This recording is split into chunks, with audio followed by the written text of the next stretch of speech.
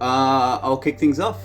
Welcome to the stream, everyone. It's week 3 of the Weeklies for 2022.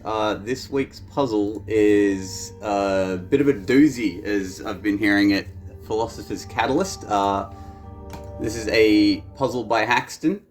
The main gimmick is that not only do you not have tracks or pistons or multi-arms, but you don't have pivots either. This was... I presume Bist isn't awake. It's pretty early, and I hear she doesn't like getting up early normally, so I'm sure she's sleeping in. She might pop up later. Yeah, so this was kind of inspired by the restricted metric from years past, if any of you remember toying around with that very much. The original idea is single, one-length arms only, rotates only, no pivots, and just solve the puzzle best you can.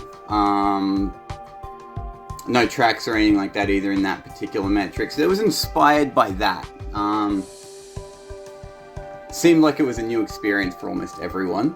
But we've got some really cool solutions to go through. It's got this puzzle had a lot of depth to it. Alright. Let me just open up my solution parser.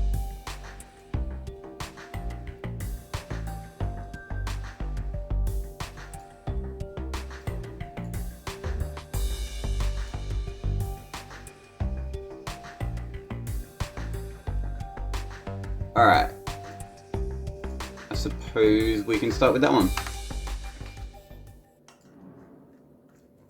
So, coming up first, we have Tramper in 17th.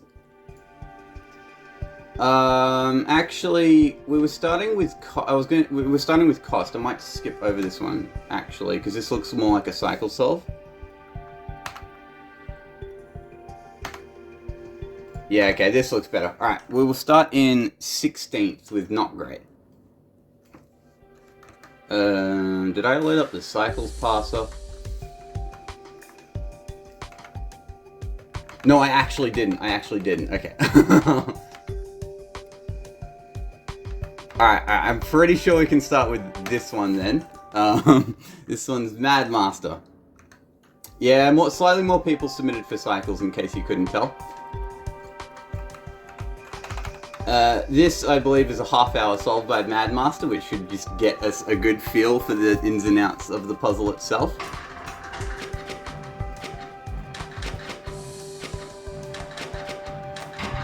Alright, so you start off, you got the iron seemingly well positioned for the corner metal, except it's not the corner metal, it's actually the side metal, so you gotta change the bond from a 60-degree bond to a 120-degree bond.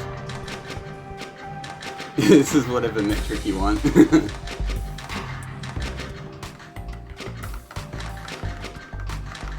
Yeah, cost gets real interesting just to see how many arms and glyphs and stuff people eventually cut out.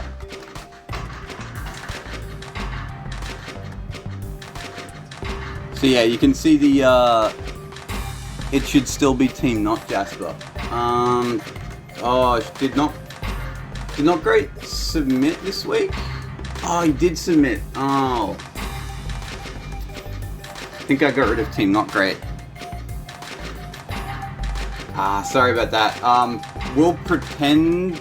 Is it okay if we just pretend you're on the same team for the stream?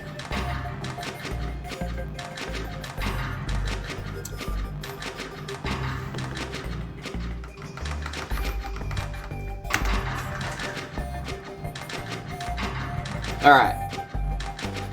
So this wasn't really cost optimized, but nevertheless, it is a good icebreaker of a solve. Okay, moving on to 13th place, we have Hog Squad at 200G. So now we really get into cost optimization.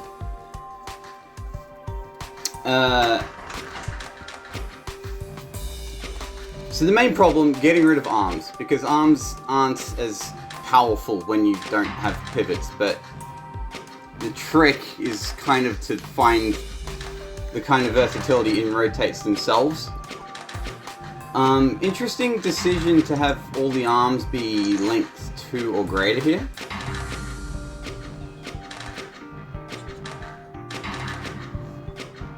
So they were able to get the arm count down to 6, and it's, I guess, trying to make as much use out of these rotates as you can. Another thing that helped me think about this puzzle and helped me like solve and try to optimize it was when we were doing artificial ore last year, doing the vintage restrictions metric, which was almost a pretty similar challenge to this. There were ideas there that carried over here, like how arm rotations, like in conjunction with each other, kind of can almost encourage you to like fake a pivot or something.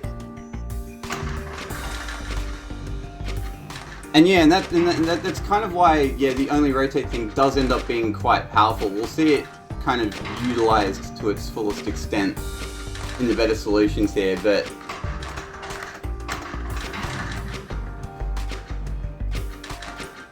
this is a very sporting attempt from the Pod Squad, nevertheless.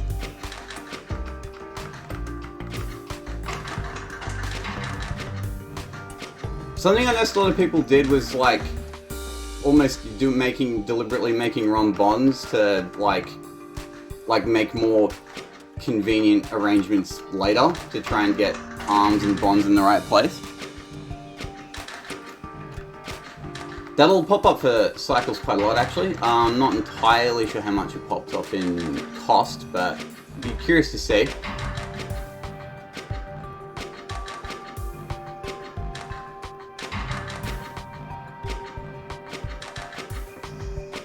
Yeah, I would have had... I don't have any idea how you would sum optimize this. That's something I wasn't particularly curious to figure out, but...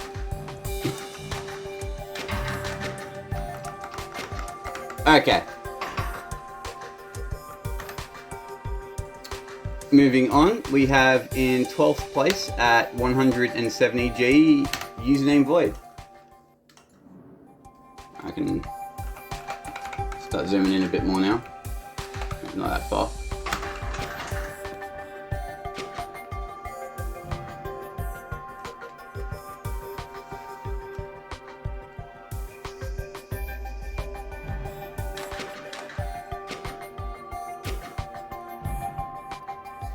Yes, you can start to see real cost ideas here with this Arm 1, how the entire solution is kind of centered around trying to get Arm 1 to do as many of the tasks as possible.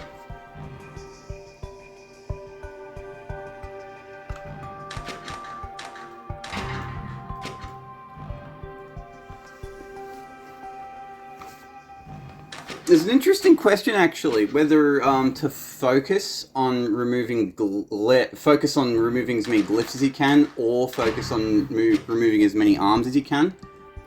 Ideally, you do both, but it's such an unclear and difficult cost puzzle that you kind of have to think about a trade-off at one point or another.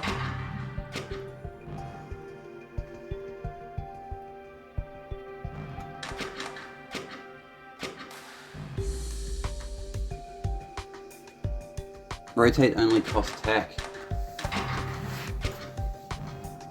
Yeah, you never know. Yeah, it's funny, you can tell, because on 3 here, it's got one job, and that's to change the 60-degree bond into a 120-degree bond. And it looks like, that looks like the kind of thing username Void was probably trying to toy around with, and trying to figure out how to do it with just these two arms, but couldn't because the geometry just didn't quite line up.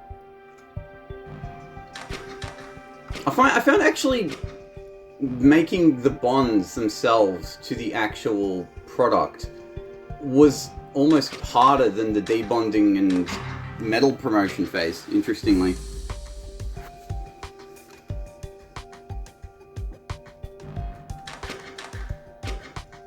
Also, what a lot of people end up doing, which was a good idea, was to just split it up in half, try and focus on making one half, and you've got one half, and then just kind of leave it here in storage to join up eventually with the other half. Even just joining the halves up themselves was very non-trivial to work out with the rotate only tech.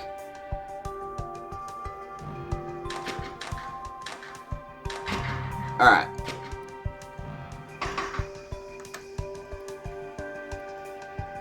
Alright, moving on. In 11th place, we have Team Pentaconda at 160G. Zoom even more. Ooh.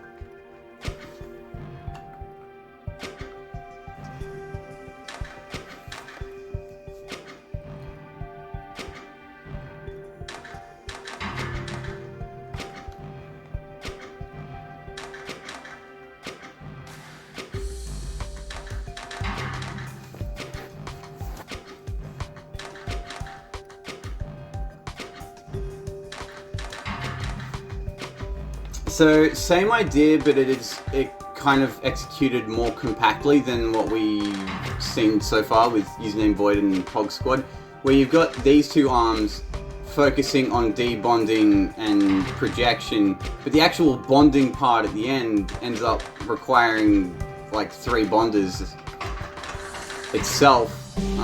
Use of 2 debonders here is interesting.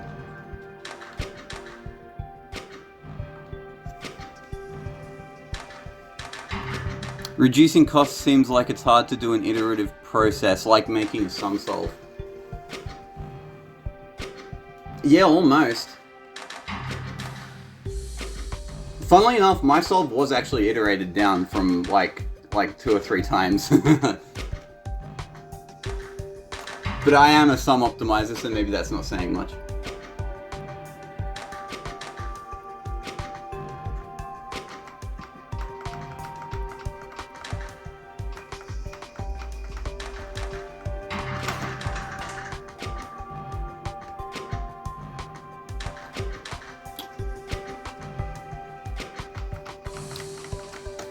Yet to see anyone settle on a particular way to get the final bonds in place.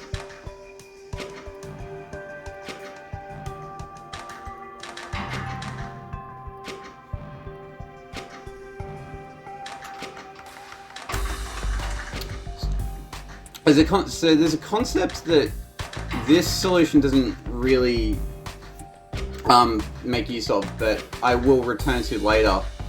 And it was one of the concepts that I picked up from Artificial Ore, which was when you have like 2 arms like this, trying to handle a lot of work.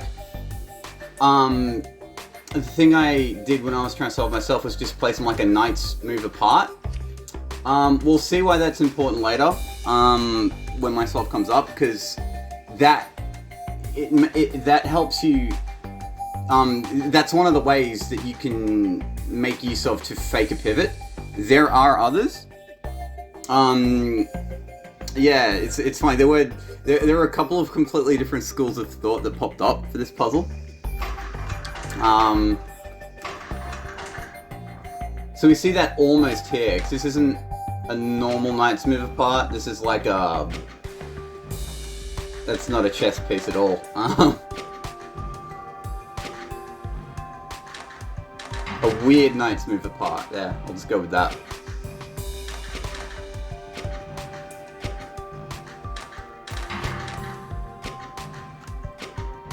Alright. Well, after it makes this product, I'll move on. Okay. That brings us to our top 10. Before I start, does anyone have, like, a wild guess on the top 3 at all? I'm wondering if I'm in the top 3. You see, without knowing the results, I would have put you in my top 3, because this is... Because I know you have a lot of experience with both stuff like Artificial Ore and the restricted metric.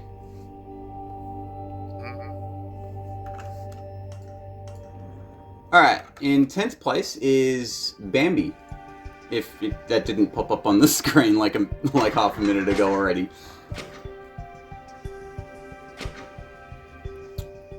Alright, so here we start to see the knights move thing. We also see two atoms like a straight jump apart, or two hexes apart.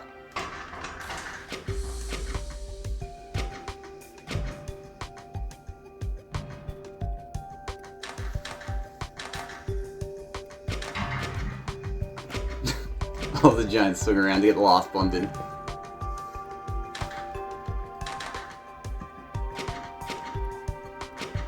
I do like how the half kind of snaps together. See if I can...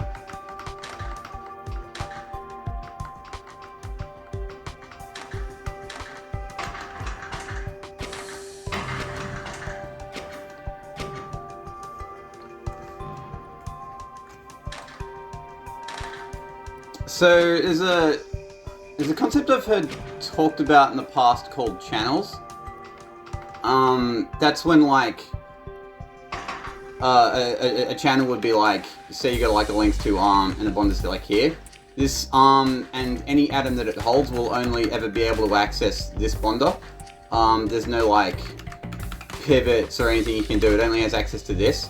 Same if I like had one here. So this would be like a way to think about like faking a pivot as well. Just having like an arm like this that has access to like a different quote-unquote channel that you need. And that's the kind of thing that would let you fake a pivot. So that's what we're seeing here. It's towards the end, so let me just fast forward a bit.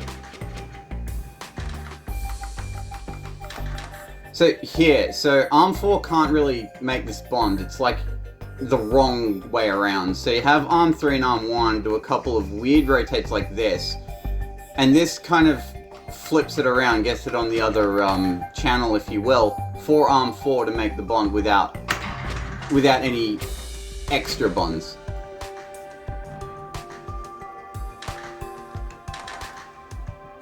Or as Big E mentions, 2D modular grid cosets. No, I'm not going to pretend I know what that actually is, but you know, I think it's the same general idea.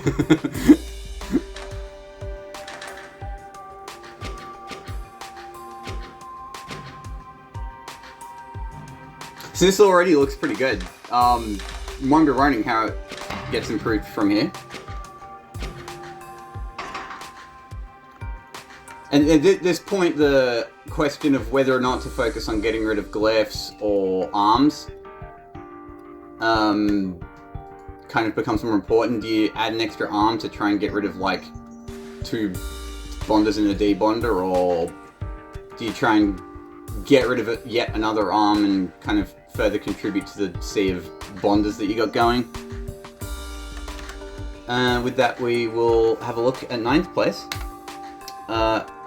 We have Cuckoo 52, still at 150, but faster.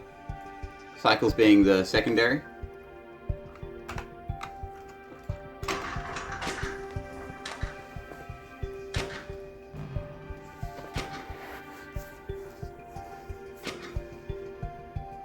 This time it's 4 bonders and 1 debonder instead of 3 and 2.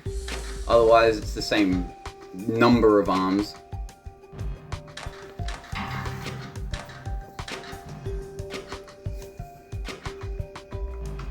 So how does Cuckoo 52 get these 2 bonded together?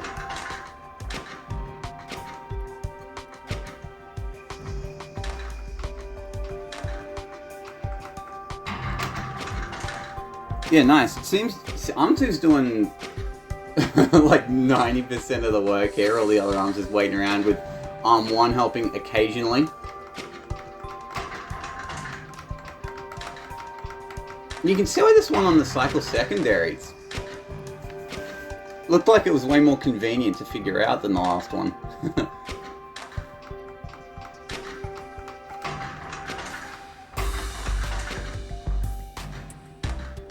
Yeah, we're seeing that deliberate wrong bond idea come into play here as well, with the wrong bond situated perfectly around Arm 2 so that it can just debond whenever it needs to.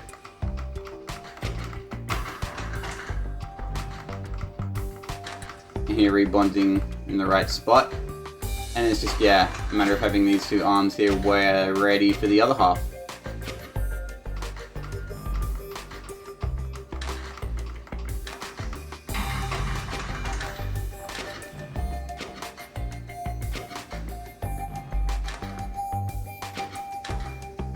Yeah, it's funny how Bambi had more, like, busyness on the screen, but Cuckoo52 just, his solution just needs so much fewer steps to work.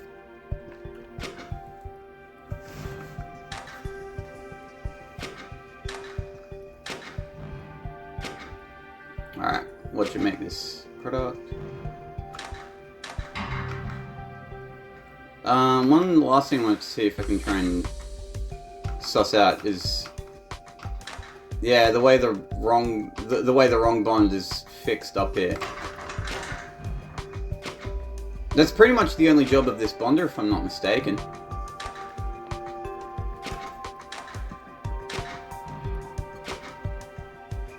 Yeah, interesting conundrum. I wonder if Cuckoo tried, like, fixing the wrong bond with one of these bonders and just couldn't get it to happen.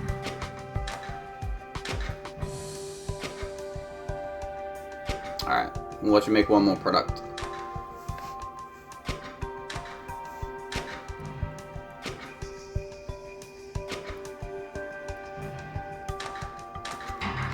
Alright. Yeah, sorry Pog Squad, your solution already came up.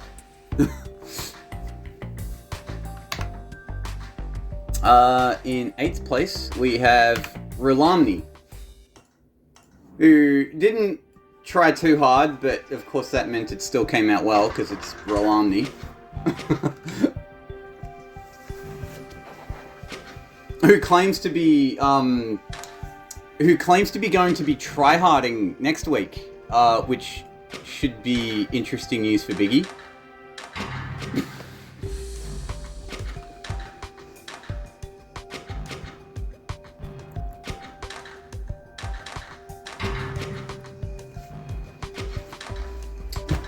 Yeah, Kat's been mentioning not being able to wrap her brain around cost. Yeah.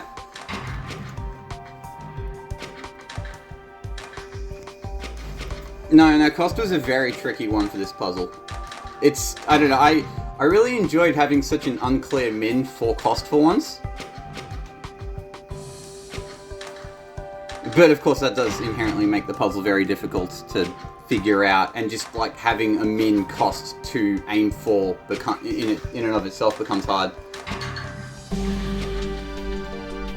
So I do like this approach. With it's extensive use of input suppression, and I do appreciate that Arm 1 and 2 both have like every hex covered, trying to get as many hexes in as possible.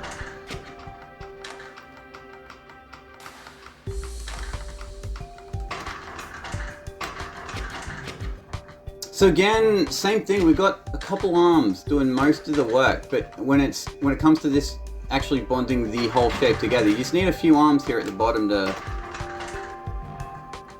like jiggle it around until it's on the right channel.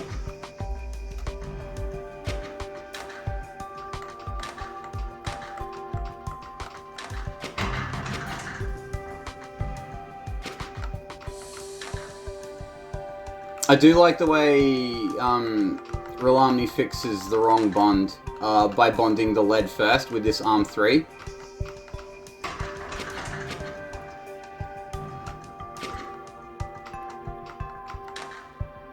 Keeping the input here suppressed the whole time.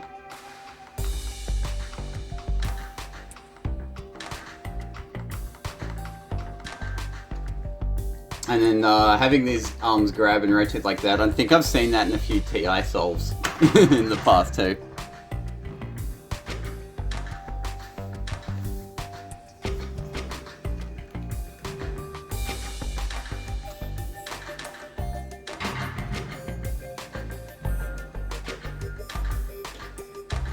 Yeah, I definitely, undoubtedly agree. It was the most difficult thing, actually figuring the final bonding part out.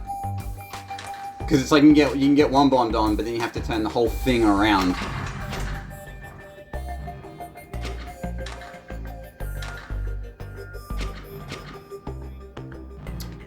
So here, interesting, we've seen a couple of 150s, but those all both had 4 arms and like more glyphs, and this one has 5 arms. Less glyphs, but more arms usually means faster.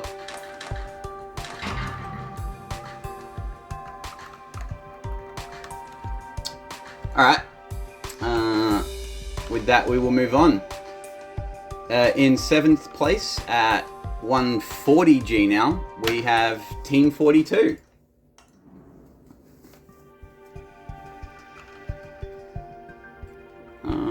Might be able to get away with zooming in here.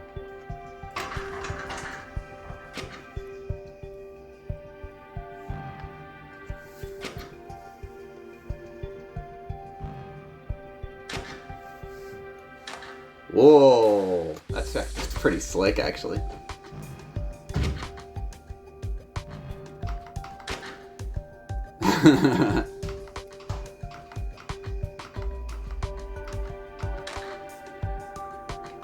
That's an interesting way to figure that part out.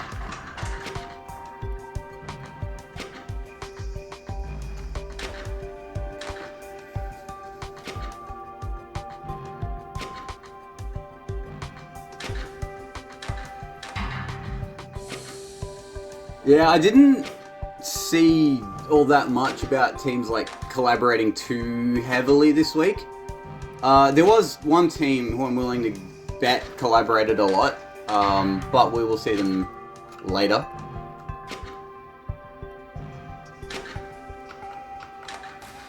I really do like these rotations here.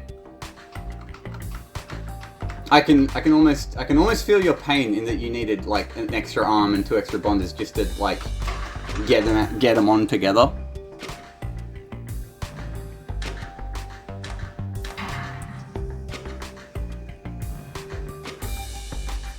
There's quite a few techniques that like I've noticed like scream Biggie. Obviously bricking is obviously, but yeah, there's like a few different things that. Yeah, I don't know. It's funny how like we all like learn how to be good at the game differently and have our own habits and kind of ways that our solutions come together. Spec 98's another good example of that. Like he has a habit of making his solutions look like convenient.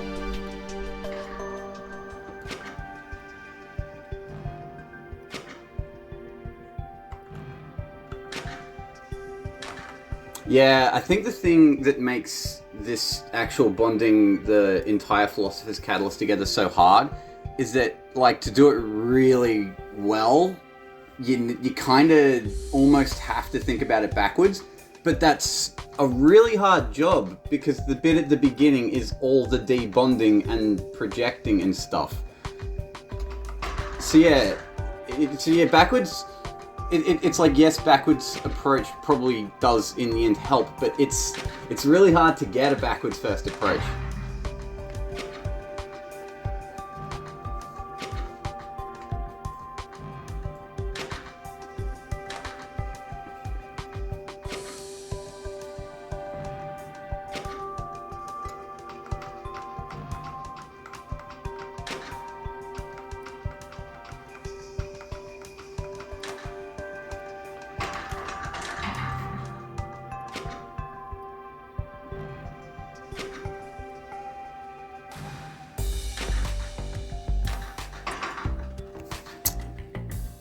Yeah, Fiesta brings up a good point, because we were talking about faking pivots. And usually like a 2-arm configuration can only get away with faking 2 pivots. Or 1 pivot. You can also fake 1 pivot, but faking 3 pivots is another matter entirely. There are ways to do it though, as we will see. Actually, I shouldn't have left the solution. Alright. In would-be 7th place, at 130 gold is me.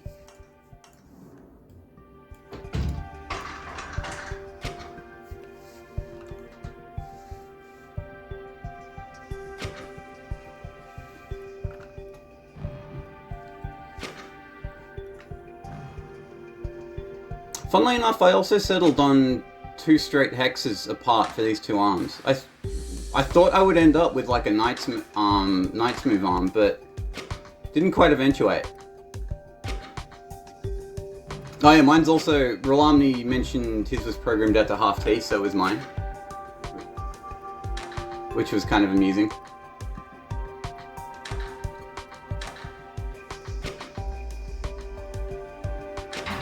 As usual, I kind of laser focused on just seeing what I could do with the primary and not giving a crap about the secondary, which is, yeah, why this is pretty glacially slow.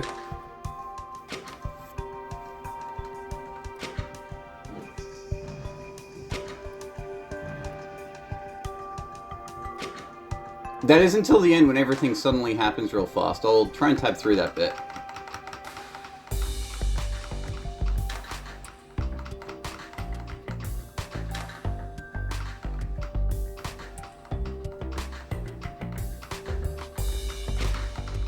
And then Armford just kind of waits around until I can get this bonded. So that was my way of dealing with this get the opposite bond-in thing, was just have 2 lengths, 2 arms swing around, just do a handoff at some point, and I found that aligned nicely. Yeah, and it goes through the input, which is also quite nice, which is also why they're length 2 arms, so that I can actually make that happen without, you know, a collision.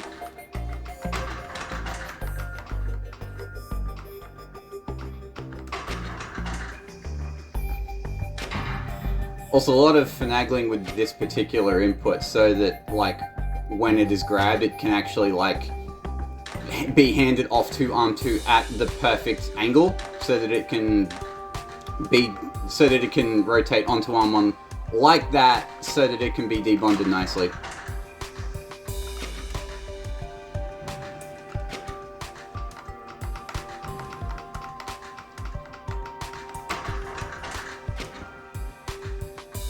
Alright, I'll tab through the spin again.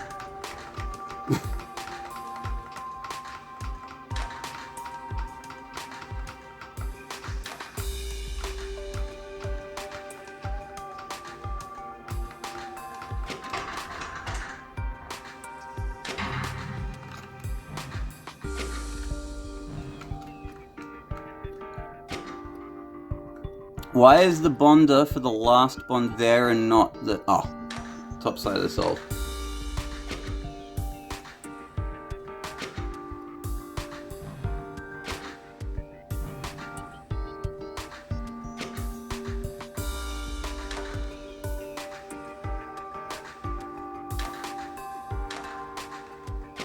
Alright, this is... it's all really slow again this week.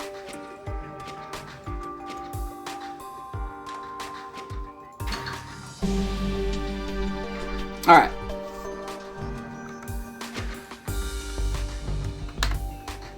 Coming in at 6th place, we take a bit of a jump down to 100G. And it is Mr. Puzzle.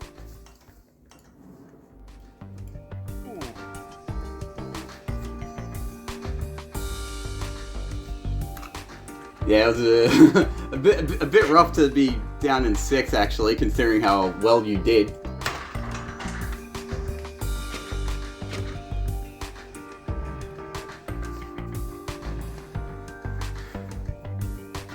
Alright, so here we can see a tactic that will become increasingly prevalent as we go down the top solves, and that is to have, like, a couple of arms adjacent to a length 2 arm, and have the length 1 arms constantly swap around between the length 2 arm. I hope I said that right. Because you do get away with faking 1 pivot, but the idea is that you can keep doing it.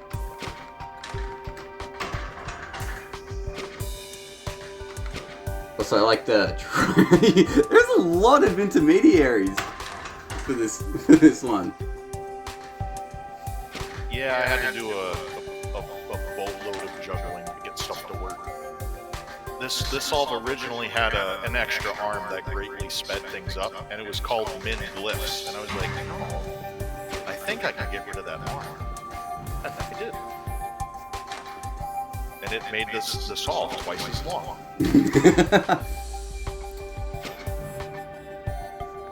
You know what's interesting? I was talking about artificial ore last year. There was only one solve for artificial ore that had this idea. I think it was Hugh Toby's. And all the rest had this, like, single arms, 2 hexes apart, a knight's jump apart. And yeah, no, Hugh Toby's it was always a good approach, Hugh Toby's. I think he would have won cost if cost was the secondary, if I remember correctly.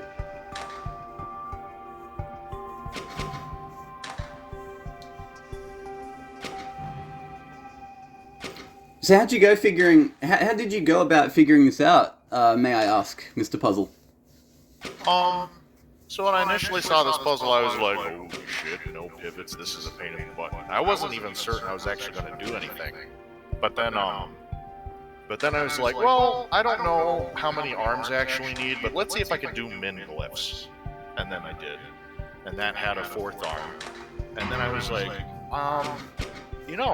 arms 1, 2, and 3 here are capable of faking, so the issue I ran into when trying to do 2-arm only solves with maybe some extra bonders and stuff was I had no way of doing a 60 degree rotation, and I was like, I might be forced to have a 3rd arm there.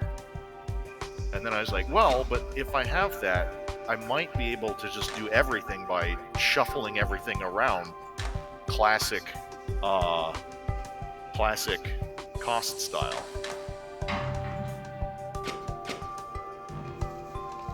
Yeah, cool. Yeah, I think I imagine it was helpful working out Min Glyphs first, because, when I was solving it, I just, resigned myself to a second bonder. I was like, I can't figure out that last bit without a second bonder, and not figuring that out kind of, had me add, 2 extra arms as well, kind of. Yeah, there were, steps that I didn't figure out that meant I had to, add more arms, and that kind of ballooned my cost a bit. Has the echo improved, by the way? I tried, moving my mic away from my speakers.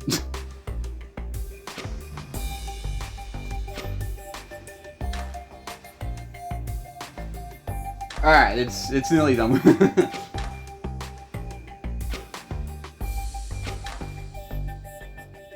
That triangle intermediary is really cool as well, by the way.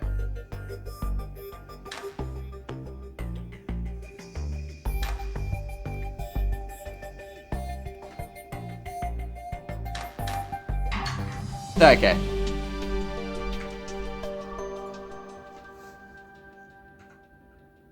In 5th place, also at 100G, we take a jump down in the cycle count to 1357 by Ebenov.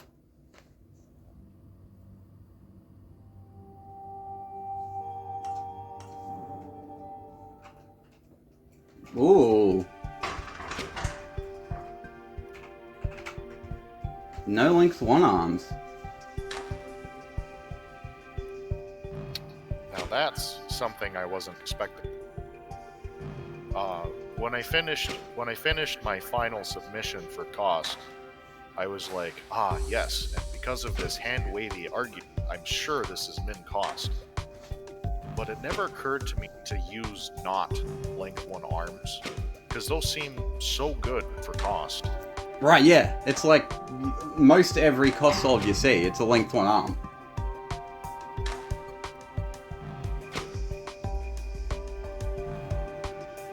So we still see the idea of different length arms at play, just not like a length 1, length 2, it's a length 2, length 3 here.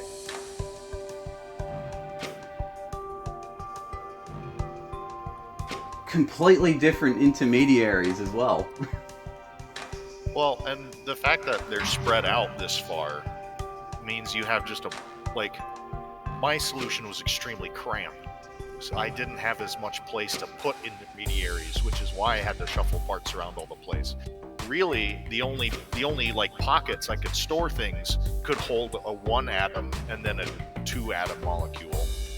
So I had to constantly shuffle stuff around on intermediaries, whereas here you've got a lot more space, so you can just be like, oh, we've built half of it, chunk, we'll leave you there. Yeah, like there's room to spare even.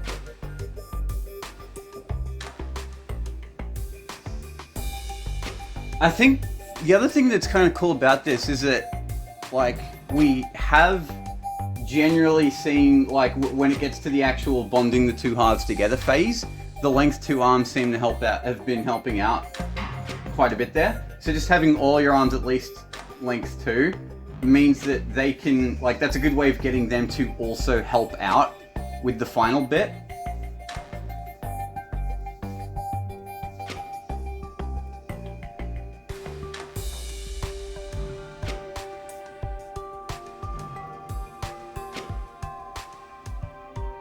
I'm impressed though, because like, for having like a half-access debonder, a half-access projector seems pretty scary without pivots.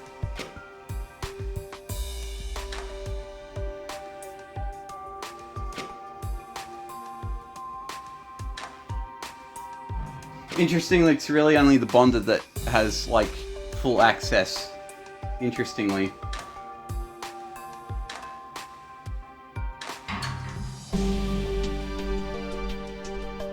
Because yeah, if you have managed to figure out min glyphs, then that's probably the most important glyph for this puzzle.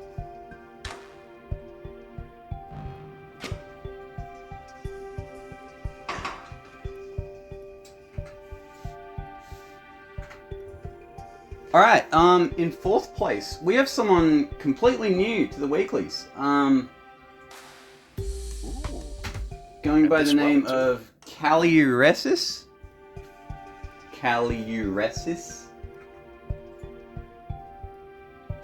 I'm gonna hope that's right. Caliuresis. They also put FiCat in the solution name. Not if I'm supposed to use FiCat in the future, let me know. Okay. Alright, so we have a length 1, a length 2, and a length 3.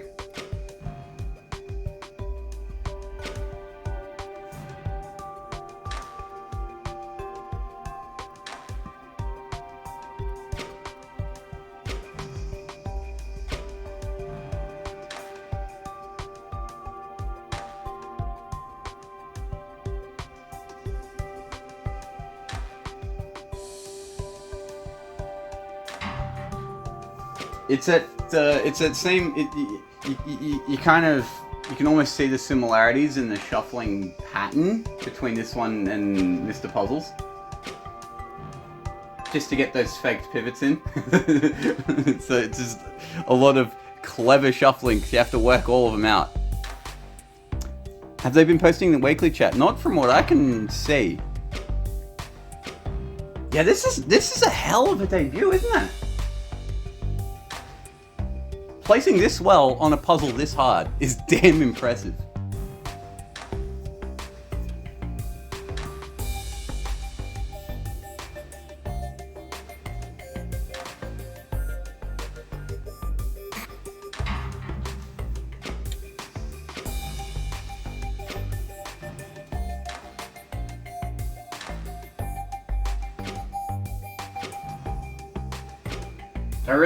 I do really like this arm 3, like how the fact that the it's just long enough to like move stuff out of the way, like in these 3 directions, ends up being invaluable for storing stuff. Also, not nearly as many intermediaries as we've seen in any of the 100G solutions. In fact, no intermediaries. They're all directly bonded. Which is really nice.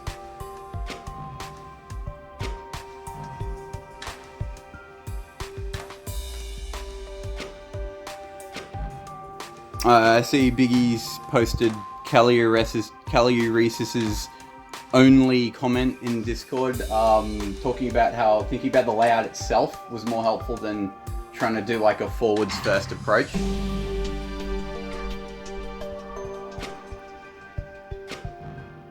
It takes a lot of people in Discord this week. We're talking a lot about how this puzzle was very challenging in terms of visualization, and especially cost. Because to try and actually get like a decent plan for a low cost solution like this, you have to visualize your layout doing a lot before even programming it, because otherwise you are just like blindly throwing darts at a dartboard.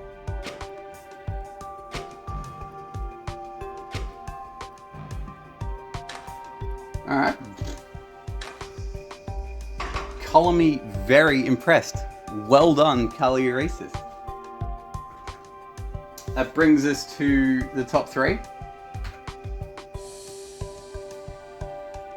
In 3rd place, we have, well, it's going to say Hello Jasper, but it's still Team Not Jasper. I kind of wrongfully thought they disbanded, but they never actually did disband. I will keep that in mind for future weeks, though that won't be a problem next week, but we'll get to that. We need to get a system to, actually do the teams, register the teams properly.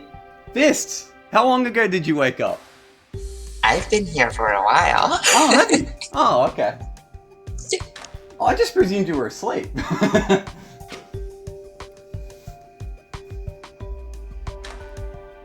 Okay, this is a very different approach.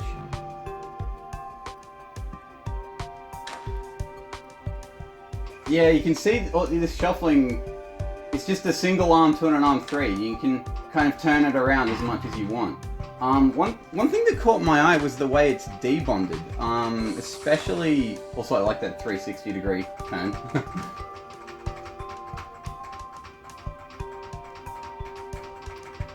Alright, yeah, it was when this gets bonded, and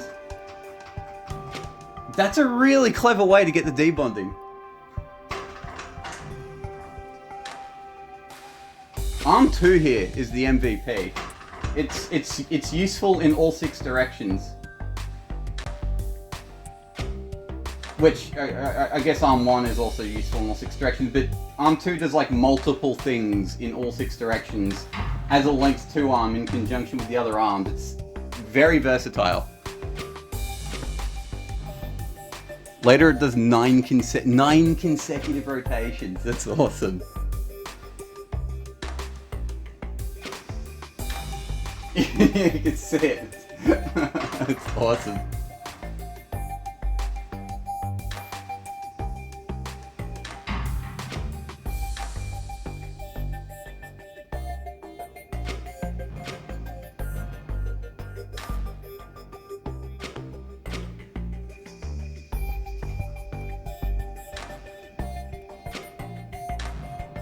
So I guess the key features is just, figuring out that having arm 1 and 2 like this, you really, all you need to kind of turn it around as much as you want. It's also this debonding is not something I think I'm not sure we're going to see that again in the other solutions, but it's a really clever debonding method. Arm 3 does also help make the debonding as well.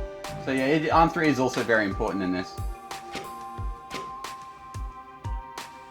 That's also like where all the storage space is. There was also a part here where like Arm 2 has to store a molecule in between 2 previously stored atoms, which was very nice that doesn't crash.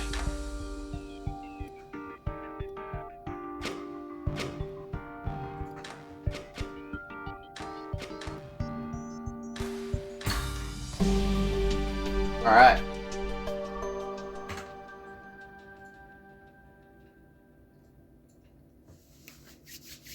Well done, team Not Jasper. It's I promise I'll get the team name right next week.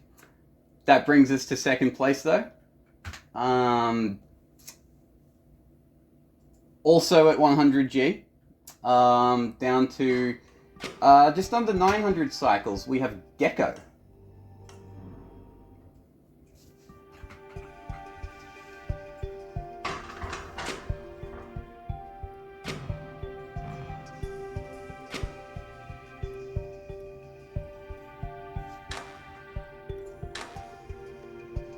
So this layout is not at all dissimilar to Calliuresis.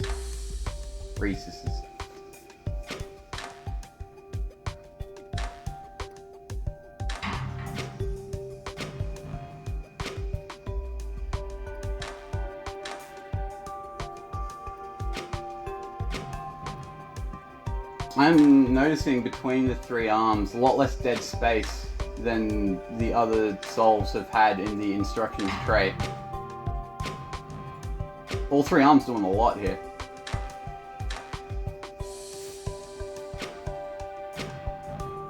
Once again, no intermediaries. And in fact, it doesn't build it in two halves. Kind of puts it together piece by piece.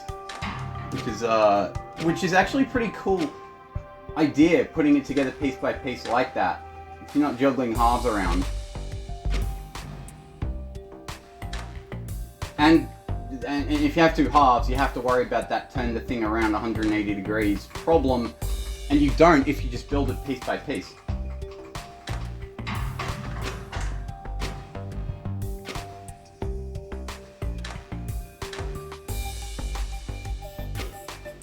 I'm kind of surprised that no input suppression, that there isn't any input suppression at all here.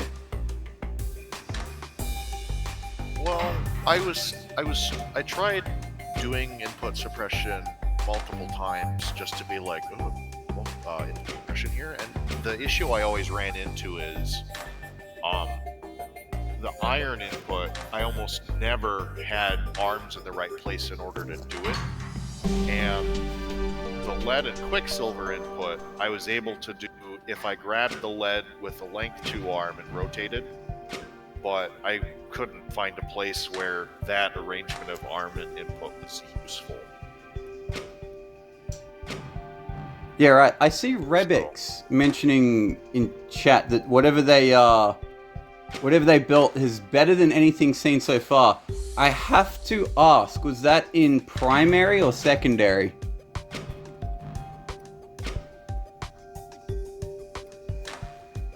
Oh boy. I also would have, I know the results, so.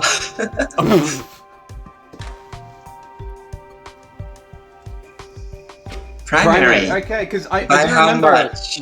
I do remember Rebix in chat mentioned that they thought cost wasn't actually very dubious, which is a hell of a claim. Anyway, that brings us to first place. For those who have not yet figured it out, it is Team Fiestaland at 90G. 4,000 cycles. 4,010. Oh god. Okay, Rebix replacement to beat arm that. with a bonder or debonder, I suppose. Yep. This is the Before one Rebix thing. gets 80. This is the one type of solution I never bothered to explore, was replacing an arm with a bonder or something. Excellent work. This is what I tried to figure out, but couldn't.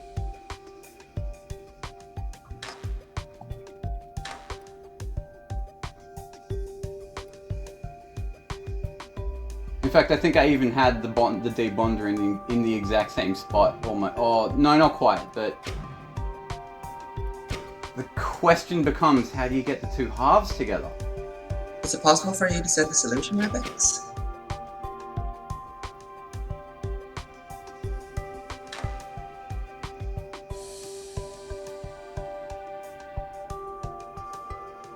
Oh, that's shuffling by arm 1. Look how much shuffling it has to do. Holy shit, Rebix has 80. And there's that input suppression. Oh shit. Rebix's cost got confirmed. Hey Rebix, are you able to send the solution file? Yeah, to Zorglax.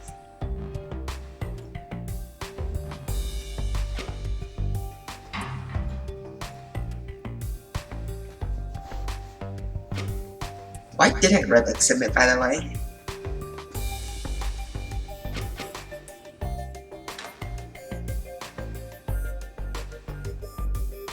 That is an insane amount of shuffling. Oh, not completed in time.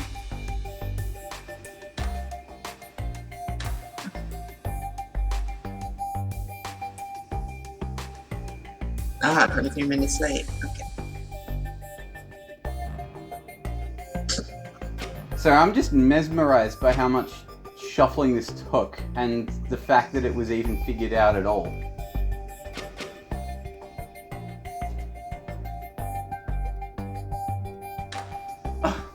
We're not going to watch all 6 products, don't worry, but god damn, look at that!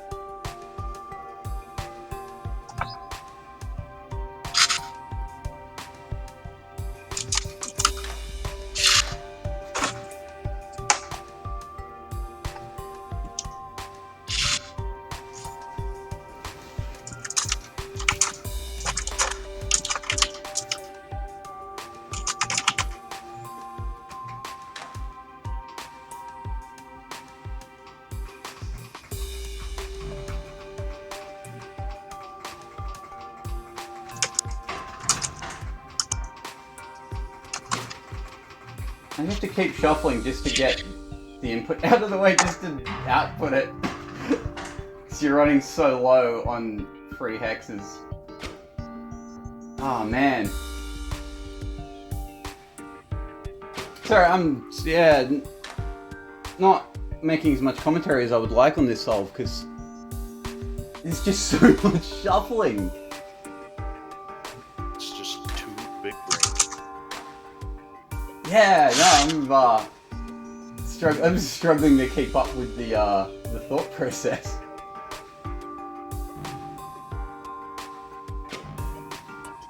Alright.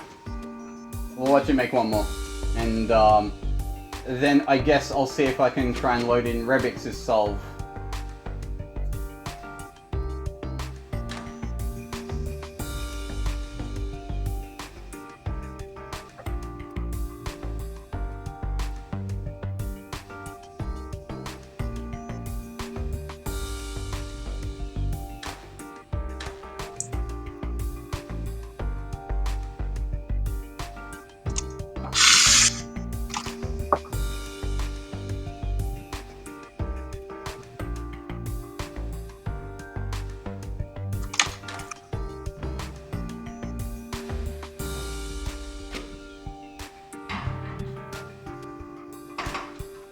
Yeah, figuring out 2 arms at all is an absolute achievement for this.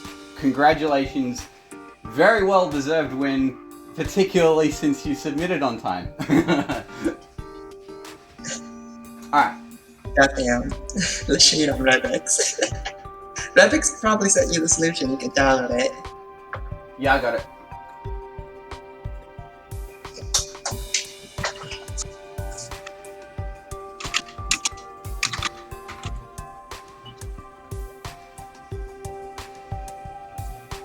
Okay, non-scoring I guess, but at long last we have min cost, 80G. It's a length 2 arm and a length 1 arm. Okay. I will criticize that Critelia though. What it could have been put here, but it was put there. Oh well.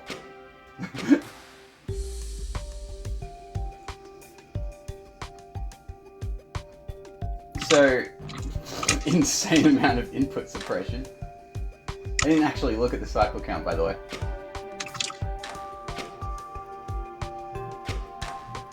I don't even know what that intermediary was for.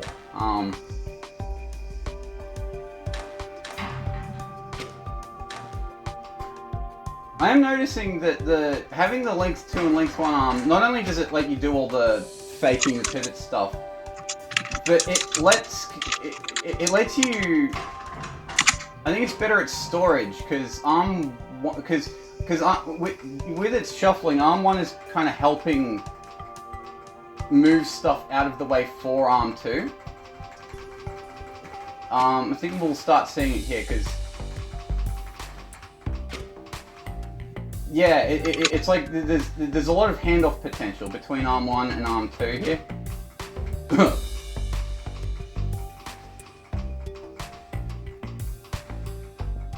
And you can see here, yeah, arm 2 kind of gets to store a couple of atoms here underneath arm 1's radar, and arm 1 can do the opposite.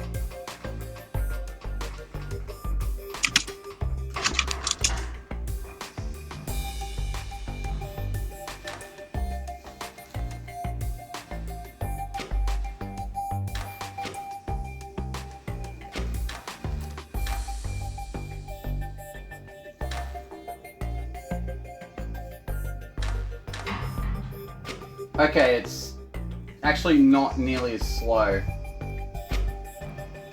Literally just because it's the length's too arm makes things so much less crowded.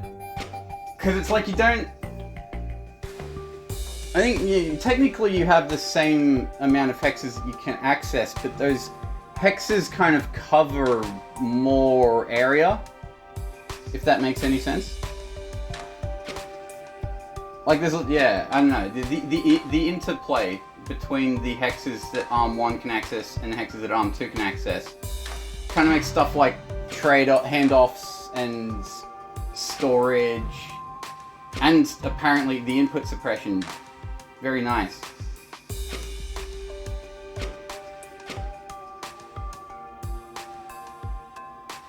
Because I guess that was also the trick to figuring out min cost, because doing that length 1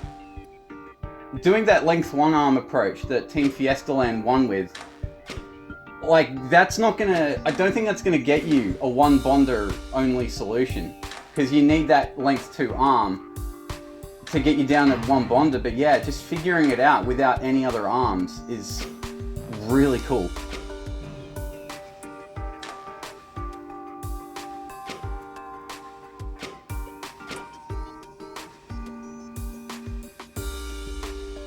It is also worth mentioning Rebix was probably like when we first posted this puzzle, I would have pegged Rebix as one of the favorites, if not the favorite, because Rebix, along with Mr. Puzzle, is really good at this non-pivot stuff. I remember them outright winning vintage instructions last year on Artificial Law, almost winning cost on that puzzle as well. They also won cost on, in general, they're just really good at cost anyway.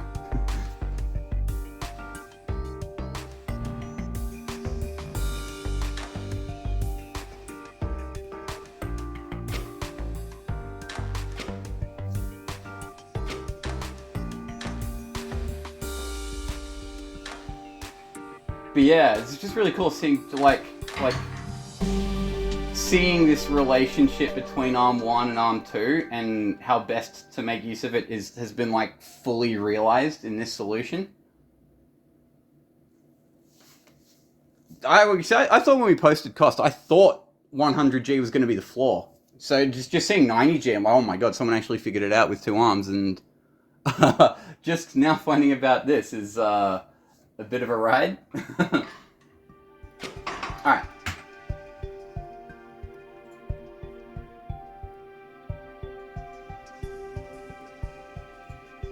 Can someone also send me, this is probably a question for Best, could you send me next week's puzzle file? Yes? Right now? Yeah, right now. I promise I won't look at it. Okay. I am kind of, we do have another metric to stream. I'll get on that. Mm-hmm. But I could have done it later, but yeah, I have to send it to you now. But yeah, I have to ask because I'm blind for next week's puzzle, and I will be participating, and you will see why when we show the puzzle.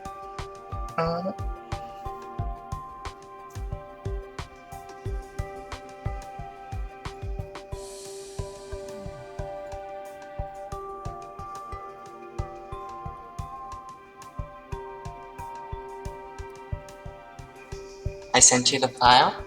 You might be able to see the name. Oh my fucking god, that name.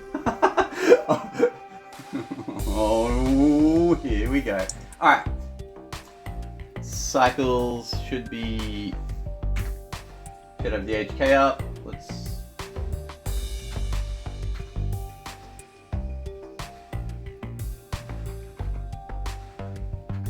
Alright, this time we can start with Tramper at 14th place if that works. That did work. Alright, gonna be zooming right out for this metric because this metric is an absolute monster.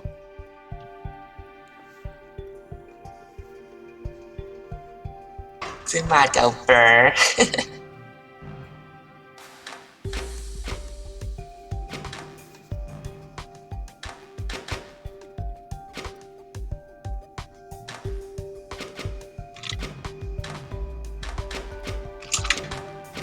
Oh my word. That's so cool. Oh my god, I love the trip that the molecule makes down here.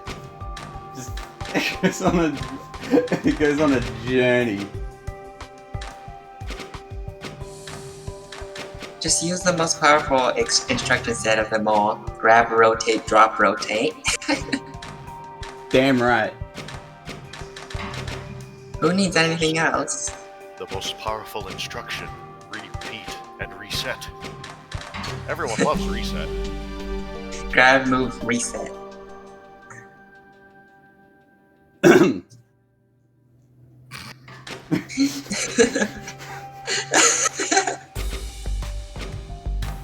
And strongly entertaining the idea of a puzzle where the primary metric is fewest resets possible. I don't know if Panic's parser is set up for that. I mean, That's it should okay, be I'm easy, willing to do because it you can- manually. You just, I mean, the instructions used are in the solution file. You can just count them. Yeah, but they're That'd be a way like to do it. auto-defended. Well, right, but this, like, the solution file itself will say reset. Oh. You can, Yeah. I mean, yeah, you could just count it, but like, it's easy to set up, but I don't think the parser in its current state is set up to do that. Like, obviously, yeah, Panic would have to, like, put it in as a function, but, yeah. Since I remember the documentation says putting in C or V into the instructions only with these hotkeys will report an error.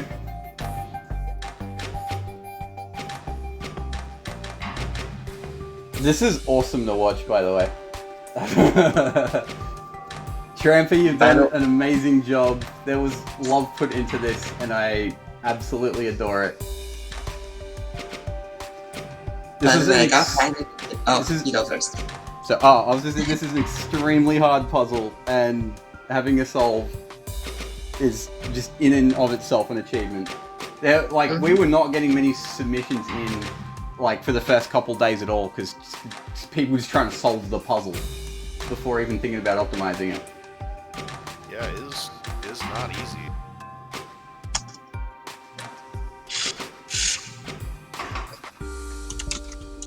What were you gonna say, Bisque? Sorry? I was saying I got Panic to get the write-up documentation for the website metrics. Because right before we just had to know how to type it out. Alright, in 13th place, we have Mad Master's last minute solve.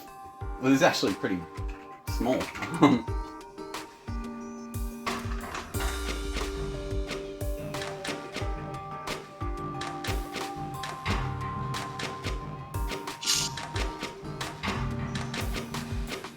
I tell you what, this looks like this could be the best Sun solve.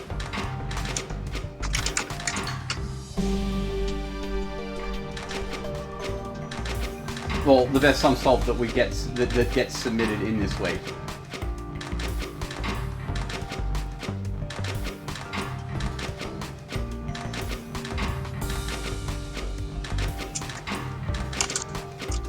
Yeah, I know. I'm actually getting some vibe from this. I wasn't expecting to get some vibes at all this week.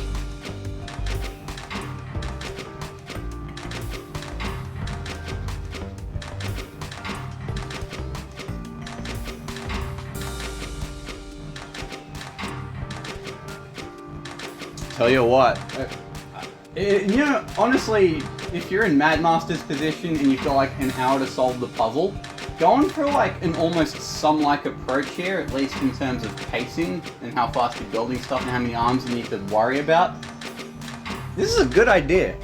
I mean, yeah.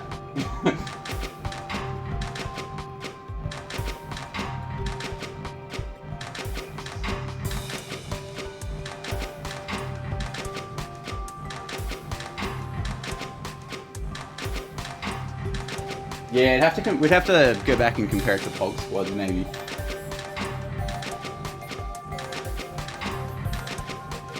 Alright. Well done. I strongly approve of this solution. It's a hell of a last minute job. Alright. In 12th place, an anonymous deer. Open question as to the identity of the deer. Think of deer, and then think of Opus Magnum. Who do you think of? Fame deer? Yeah, fine deer. It's in the name. Fine deer? No, not fine deer. It could be Zorflax. Who knows? Maybe he's trying to cheat. Maybe. It's Luna, by the way.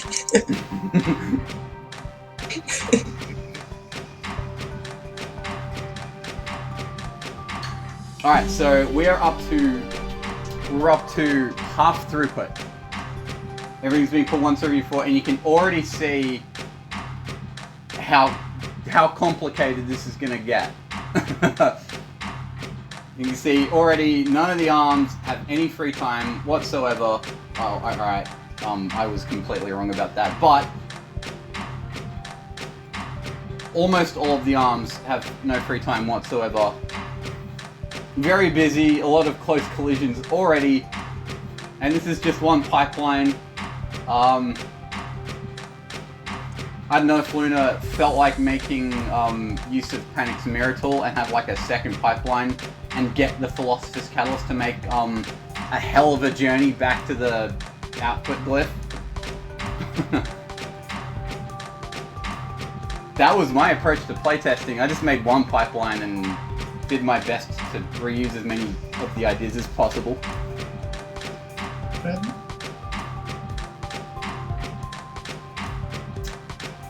This is the one dumb play at the beginning. I don't know how much effort Luna put into this.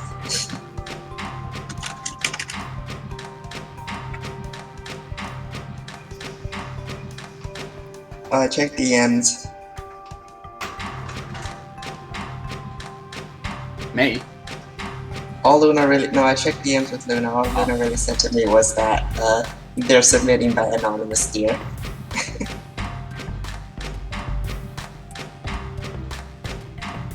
I'm just happy to see Luna submitting. I did see that remark you made in chat, Bist, about enjoying hosting more than actually optimizing, and that's something I've also noticed about you. I like posting Azuri pause and having everyone worry about it.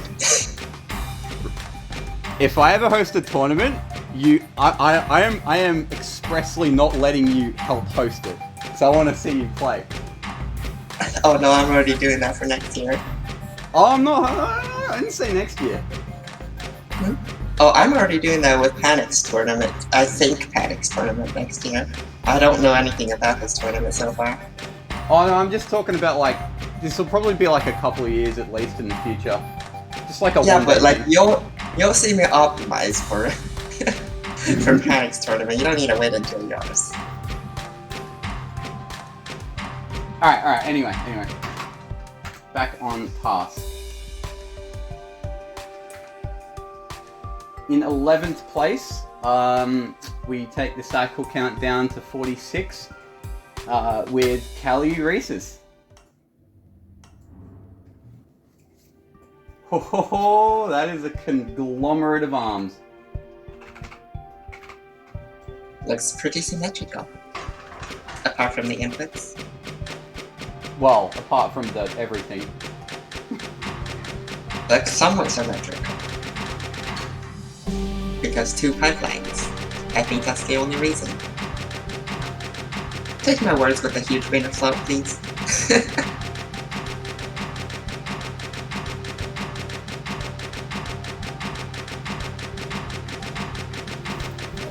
Okay, so we're already up to full throughput.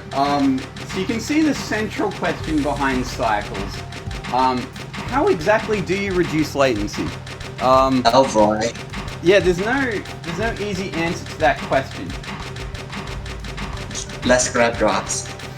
But also, your movement is very limited without pivots. Exactly. It's really about trying to squeeze blood from a rock here and getting as much out of your rotations as you can. So yeah, one arm needs... If you want to reduce latency, a single arm needs to do a lot more than grab, drop, rotate. Grab, rotate, drop in return. Probably need to do more rotates. Well, at the same time, you only have access to single arms, and period 4 is a very good period to be on, so... You could also try to squeeze in more, rotations out of a single arm. You can, and yeah, no, it's definitely an option. Yeah.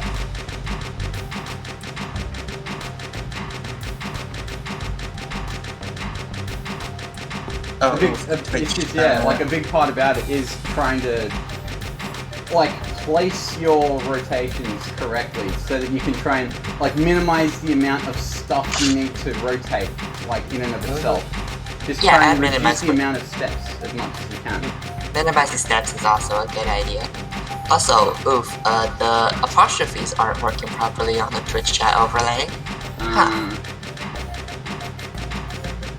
Oh no, just any symbol in general. Apostrophes.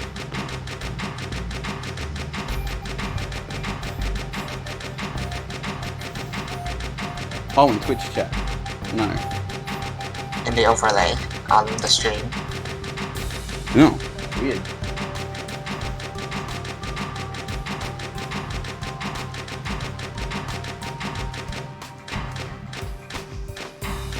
Alright, let's head through a bit. See if we can...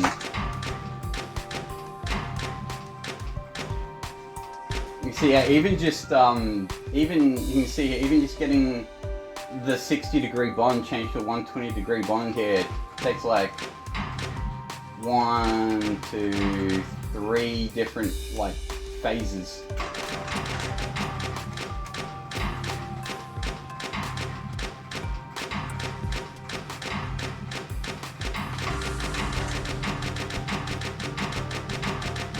It just looks really cool with just the sea of arms. It's so cramped.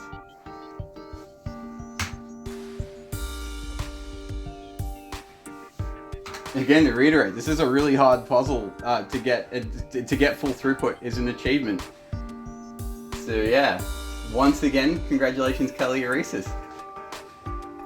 All right, that brings us to our top 10. We have quote unquote team not Jasper. It's and it's Cycles representative not great.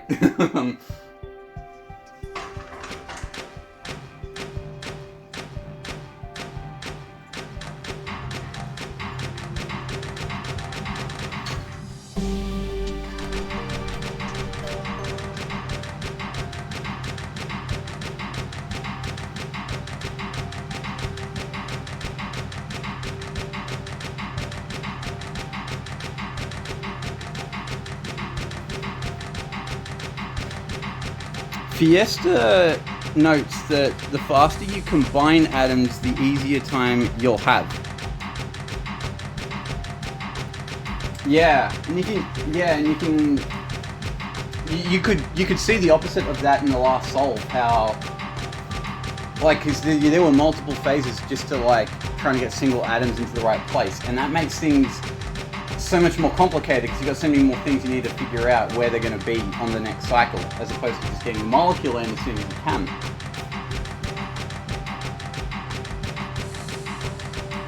So this is actually a pretty good way of sorting that out. You can see you can see a tactic that I do believe shows up a good few times here with the rebonding of the iron region, and that is that particular movement here with the length 2 arms.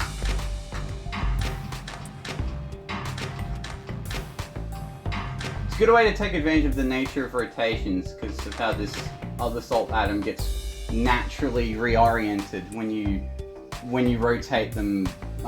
That and the other grab salt in tandem like that. Things are actually bonded very quickly on this one.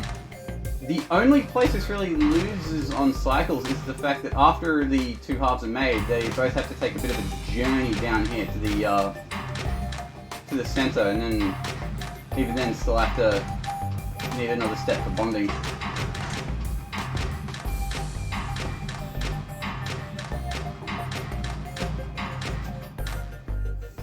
Anyone dare to venture a guess on the top 3?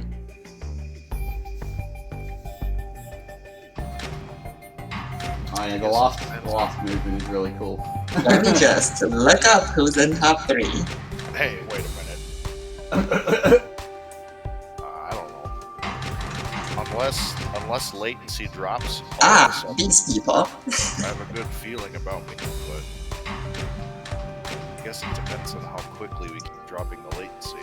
You know, I also want people to guess min primary.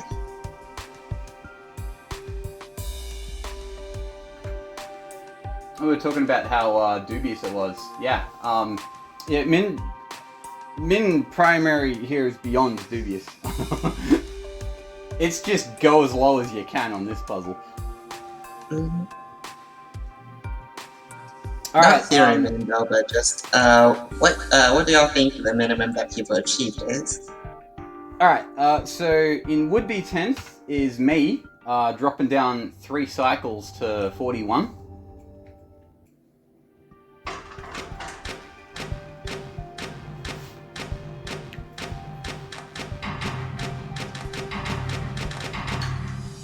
Honestly, with how far apart I ended up building both sets of Philosopher's Catalysts, I'm surprised I got it down to 41 in the first place. Biggie's guessed 35. Fiesta said Cavalier and then Cavalier calculated 29 for minimum without regrabs. 29 seems like that sounds like the theory min that Yeah. That's traditional cycles theory min. Right, okay.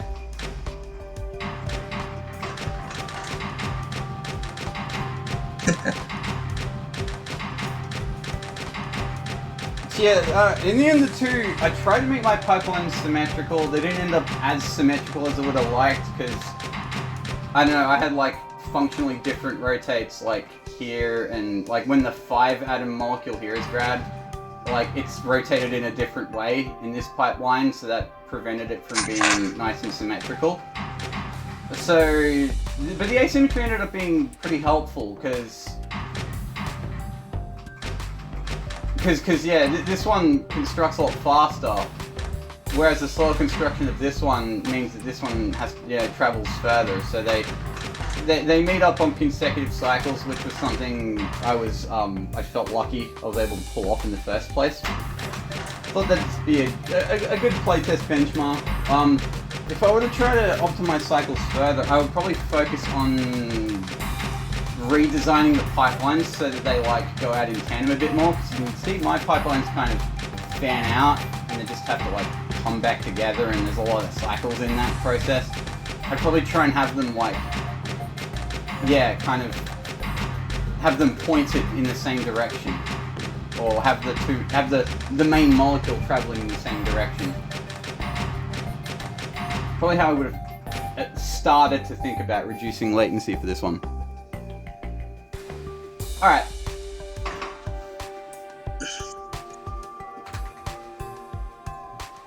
In 9th place, also at 41 cycles, but pipping me by 60 gold, is username Void. Much more compact though.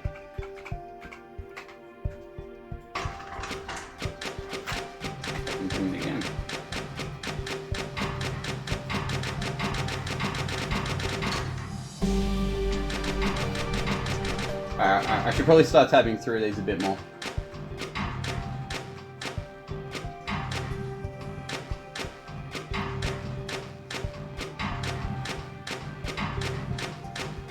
So, username void's pretty much done exactly what I just then described about keeping the pipelines pointed together, but it's still the same cycle count.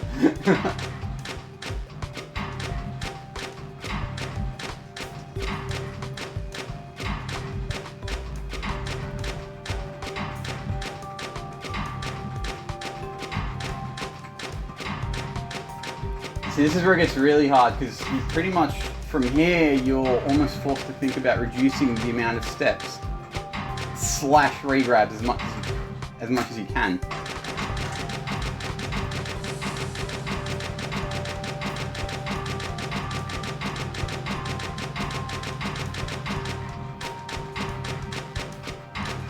Also, one thing my solution did, which I'm not sure how many other solutions will do this, but it was what Biff was describing about getting extra rotates in. Because mine was, I was trying to get mine to period 4 as well, just to have everything grab, rotate, drop, rotate.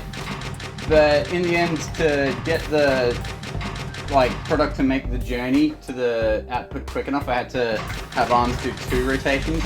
You can even get away with 3 rotations at period 8.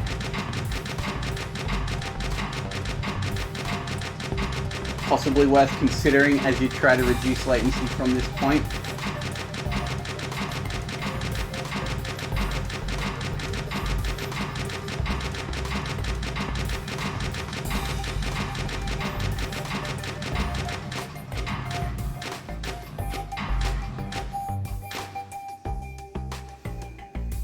I am curious to see how much of this ROM bonding stuff we're going to see towards the top of cycles, because it is very useful. I made use of it as well, as does using Void here.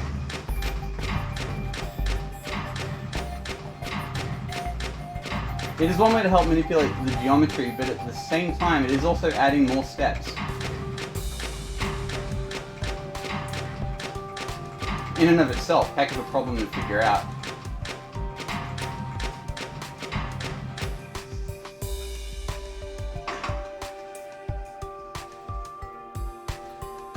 Okay, also one last thing to point out, perhaps, is the fact that there are 4 projectors, and they're all in very disparate locations. So, you have this projector activates right here, and the Quicksilver here has to go on a bit of a journey to make it to this one.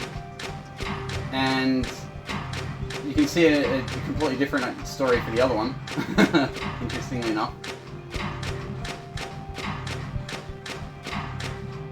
You have a 1 regrab, 2 regrabs, 3 regrabs for that Quicksilver.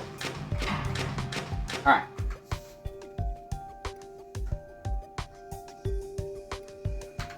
In 8th place, we take a drop down to 39 cycles. We have Cuckoo 52. Oh boy.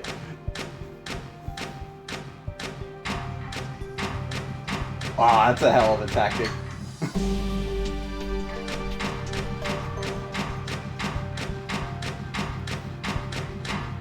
Fairly well placed Cartelli, actually.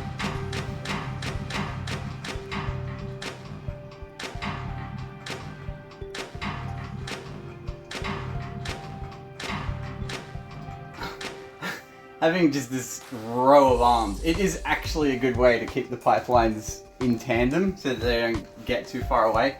Another idea here that proves pretty well is that the two regions are kept together when they're swung. They're kind of debonded together and they make their journeys together, kind of keeping them close, which helps it helps you measure when you want to get this particular Quicksilver onto this particular projector and have the molecule swing on it. It's easy to calculate that kind of thing.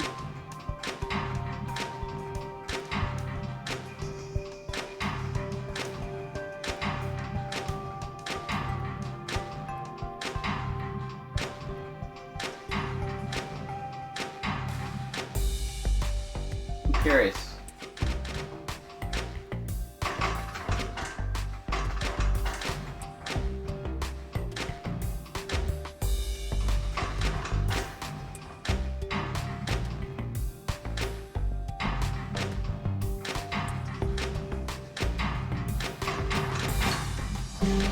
Sorry, I was just fixated on the lead's journey for a second. It looked like the lead was being. It looks like the lead's being put onto the molecule after its group, but it's actually not. I was just trying to figure that out. I just love how effective this approach was. Just two seeds of, just two rows of arms. It's cool.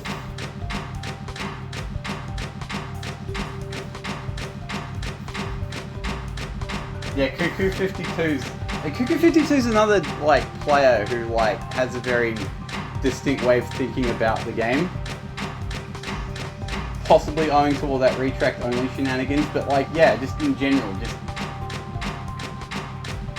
this idea. Like I probably couldn't pull this off at all, but it's interesting how it just comes naturally. Alright, in 7th place, we have Team Pentaconda. Pentaconda. Once again at 39 cycles. I'll have to zoom back out.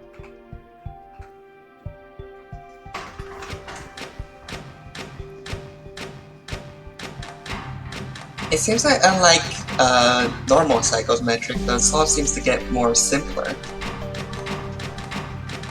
They do, don't they? Because less arms means less latency. Less arms means, yeah, less arms means fewer steps, or like a shorter journey traveled, and fewer regrabs. So less latency.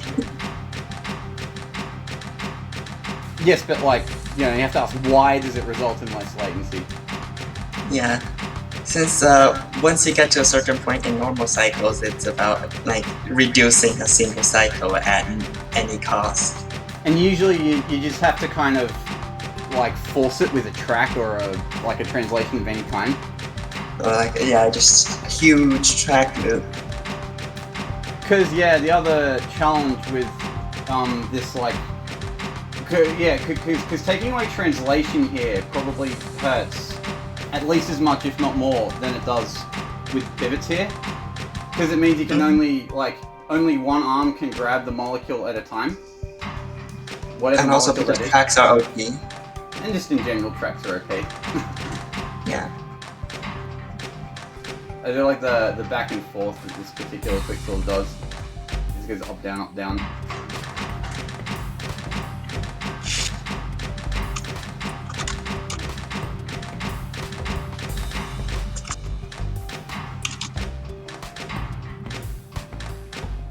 I really like this bottom pipeline. It's like an intense amount of batching calculations going at the bottom here, with the Quicksilver being very smartly handled.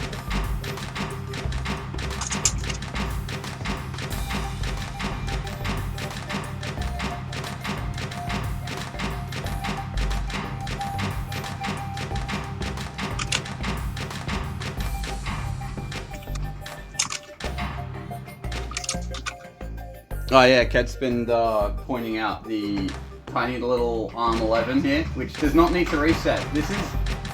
That's another way to squeeze an extra rotation that this is talking about. Just have the arm not need to reset by making a back and forth motion useful.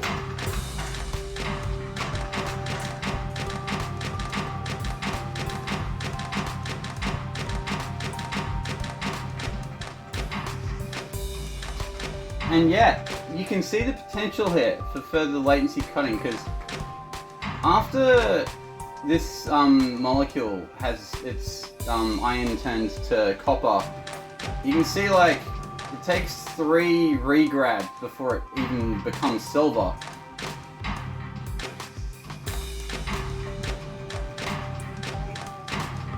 You can almost, like you can imagine that.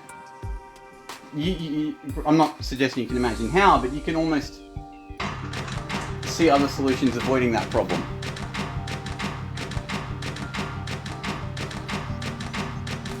Brother Mojo says, now I'm imagining a weight that gives you the option of a version of the puzzle that has multi-arms, pivots, and pistons, or a version of the puzzle that has tracks.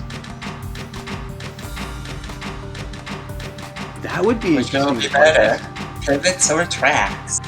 Find out now. Find out next week on Opus Magnum Weeklies. Opus Magnum Weeklies, Mechanisms Battle Edition.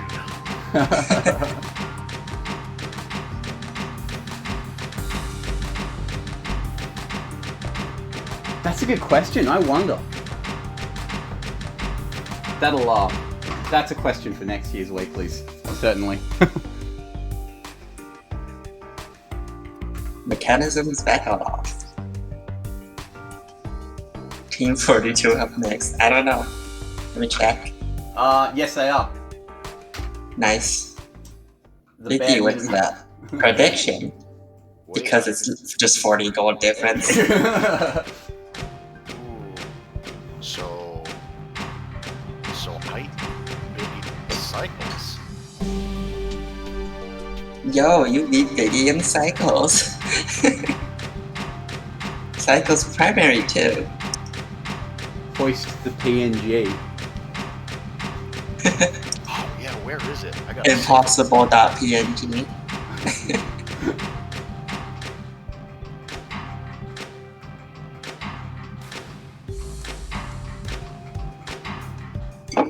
This is an interesting method. Instead of thinking about it as two halves, you break off this half into its stabilized lead and stabilized silver.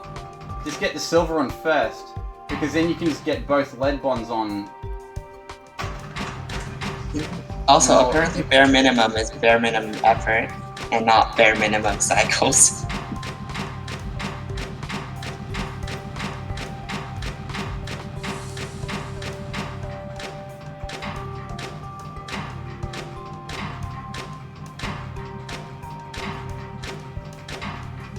Haven't seen a lot of this actually, where one projector is used twice.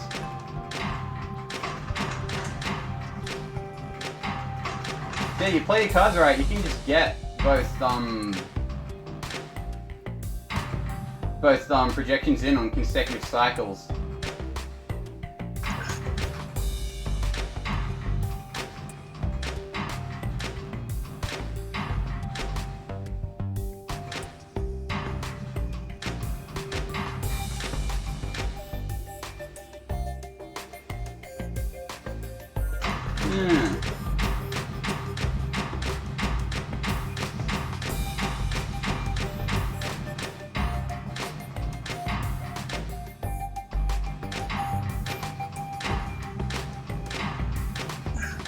Absolute mega sea of arms in the middle though. Also, for these cycle cells, I found looking at the unused area is interesting. I don't know how many people had it, but I did, I won't go back, but on my solution there was like, because of the weird nature of this puzzle, there were like, I had at least one unused hex that was surrounded by used hexes just like in the dead middle, just because there was nothing that needed to rotate in that particular hex. Alright. That brings us to 5th place. We go down another cycle to 38, and that does bring up Mr. Puzzle. Hey! Check out my tall boy. Go up. Oh my god. Oh my god, that's as far as it zooms out. I can get away with Width that. solve. It's a width. Mr. Puzzle optimizing for width secondary. Damn, if only. How'd you find cycles, Mr. Puzzle? I sat down and did rate, and I was like, this is hard. Good enough. Well, actually, what I did was the topmost arm. I was like, I bet I could save one cycle if he rotated twice and then dropped the output. The thing though is that actually did not save me a single cycle and just made it more expensive, because the fact that the third topmost arm grabs one cycle before the reagent shows up, so that's already flying out of there as fast as it can. So that's actually where the saved cycle comes from, actually, versus okay. none. But yeah, it was I was like, let's make a rate solve. This is hard. And Yeah, you could like, you can't quite, but you could almost imagine the idea working, having like, I'll have to zoom in for this. Have like a length 2 arm, grab like that salt hex that I'm covering, and then like on the final one have a length 3 arm swing in with like that salt hex. It wouldn't quite work the way I'm describing it, but right. It's like there might be a way to. Yeah, the issue is the right pipeline can't, as is the right pipeline can't show up faster. Yeah, right. So you can't just get the swings out in consecutive cycles. Yeah. But the other thing I wanted to do was I wanted to have 2 mirrored pipelines basically. Yeah, so right. That's why down there there's the cheat where I pretend I have 2 lead inputs, sort of. Yeah.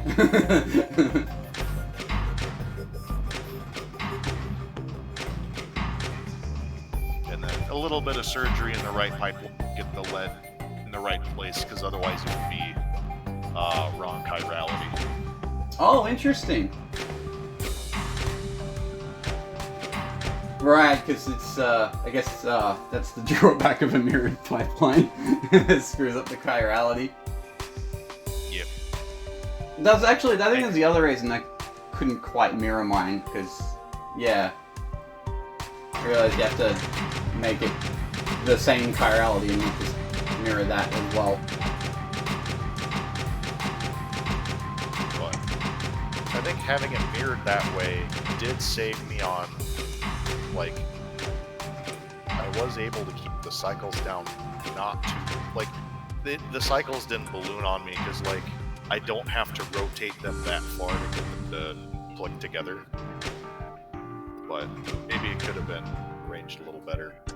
Cadspin reckons Arm 22 can rotate a cycle earlier. I'm pretty sure that would collide. So, like, if it rotated at the same time as this arm, I'm pretty certain that would be a collision. In Biggies. Oh, is this back in Biggies? Oh, never mind. I'm like, yeah, Arm 22 is grabbing a cycle 8, but I think it has to.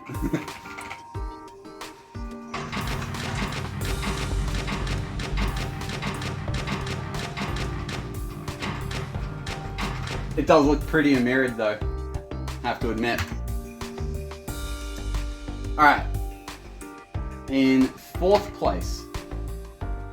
Also at 38 cycles, but at 660G, we have Pog Squad. Ooh. A lot less arms, a lot less glyphs as well, actually. A lot less. Yes. A lot less of everything. Yep. They did the, is that 17? Does a double swing to slam that product in 1 cycle faster. I'm waiting for it to happen. Wait. There it is. Wait for it. Stream delay. Yeah. Right now! Happened like 10 seconds. Come on.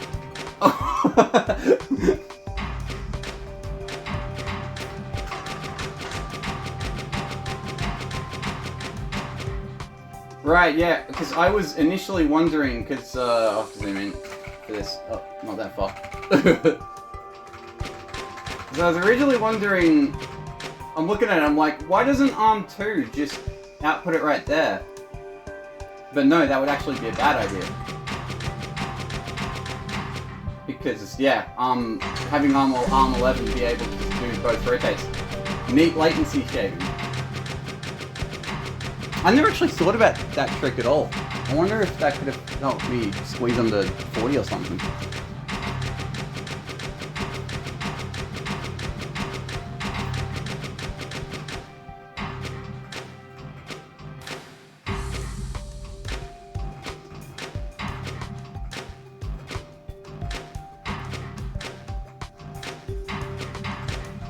Everything's nice and spread out. Doesn't look very cramped at all.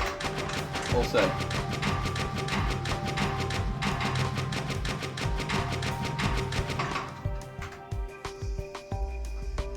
Alright. And with that, I will move on to our top 3. Nice. Okay, in 3rd place, we take a drop in cycles down to 36 with Bambi. It's only cycle drops from here on out. Well, funnily enough, the cost didn't drop at all. Or the cost didn't go up or down at all compared to the last option.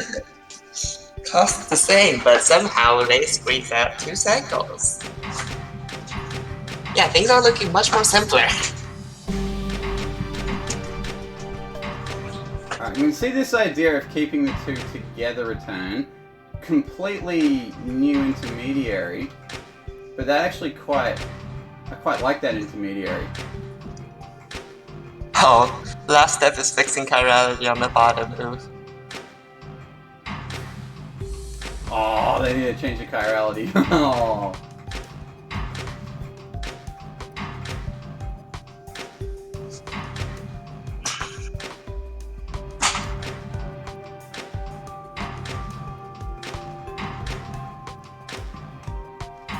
Yeah, look, all these hexes in the middle just don't actually get used. So the used area is actually it's a pretty good donut. The unused area looks like France.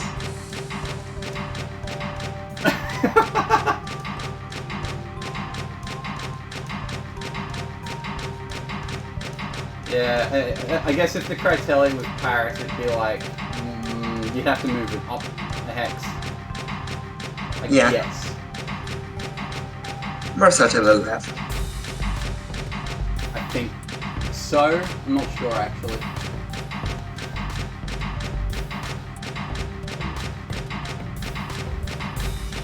That would have actually also been a good spot for Critelia, the surrounded hex.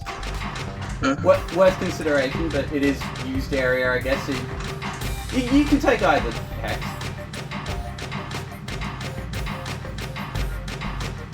Or, you know, you can always just go the lazy way and just put it in the middle of the output.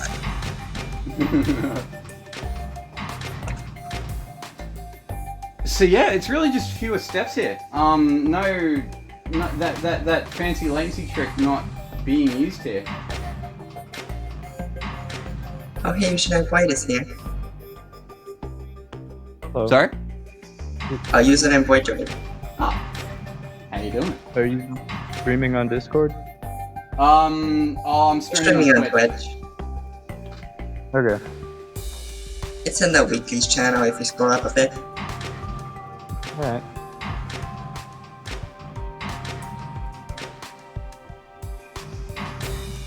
Yeah, I think what helps reduce the amount of regrabs needed here is that you can see the first two movements accomplish 2 steps at once. So looking at the bottom one, we have the first step, you get a bond and a debond here. Step 2 is the rebonding of that salt. At the same time, a Quicksilver has been debonded.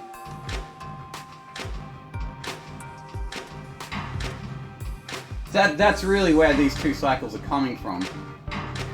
Or at least, yeah, that's how this improves on previous solves. And it accomplishes that without needing, like, any of the arms to take a particularly long journey with any molecules.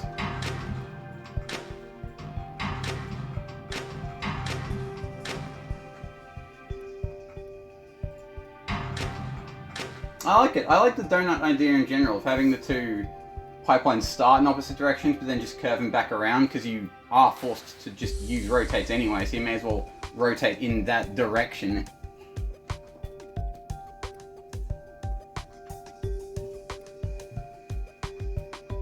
Alright, in 2nd place, submitting at like the last minute, we take a 1 cycle drop down to Bambi. Bambi with these real creative solution names out there.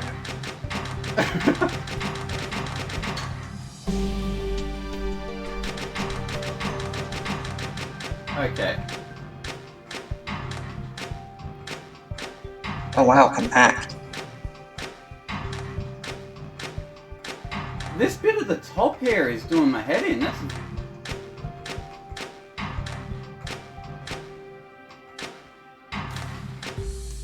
Look at that. This, like, particular... One of the stabilized salts here gets debonded right towards the top, just so it can be rebonded. But the entire idea is to preserve that particular angle so it doesn't, like, get rotated out of whack. Oh, nice. No translations, just debond and rebond. That's like a faked translation. That's amazing.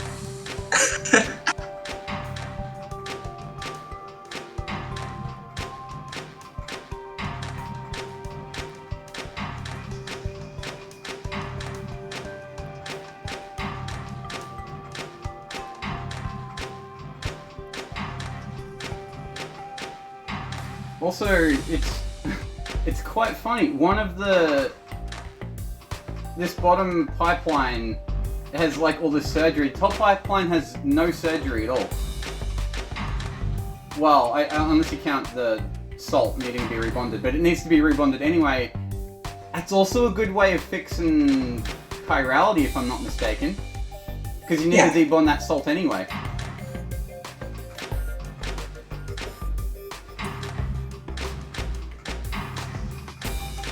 I like this idea with the salt.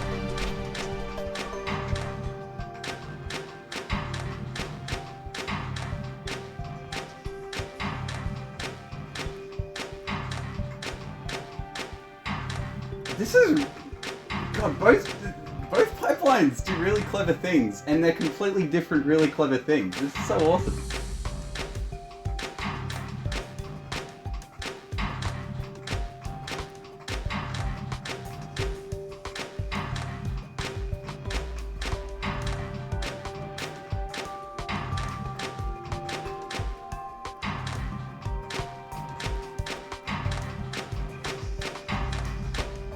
And again here we see with the bottom pipeline with its surgery, the first step is to just get the molecule bonded however it needs to.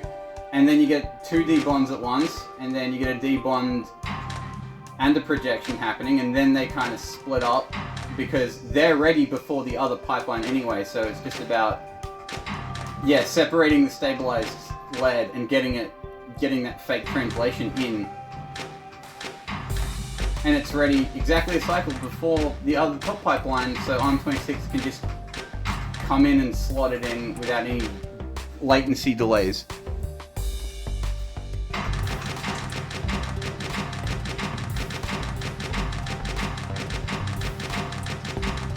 This is extremely clever. Well done, Bambi. Congratulations on second place. You were beaten, however, by 2 cycles, with our winners, once again, for both metrics, Team Fiestaland, with 33 cycles. Even the cost dipped down to 560.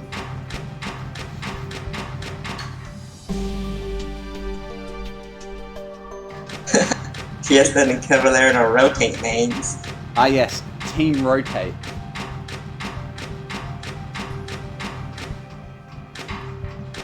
Okay, alright, so both pipelines this time are being, like, surgeried.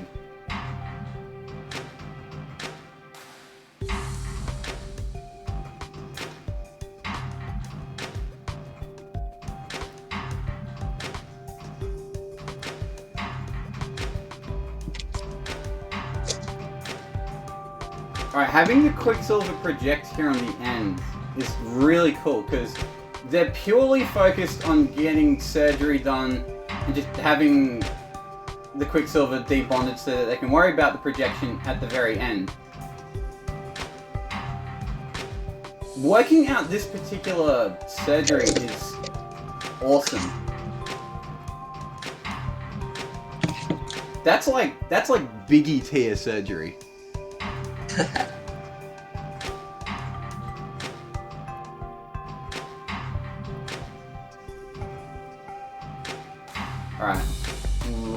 just sussing out the other pipeline.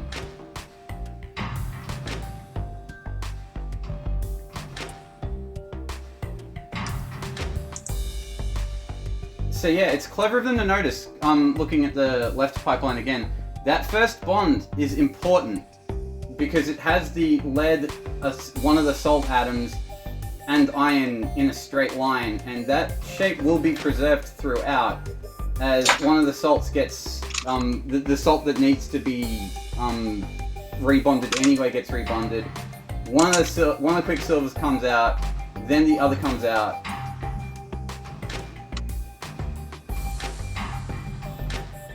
And it's ready just in time. Interestingly, it could have been ready one cycle later, and this still would have worked.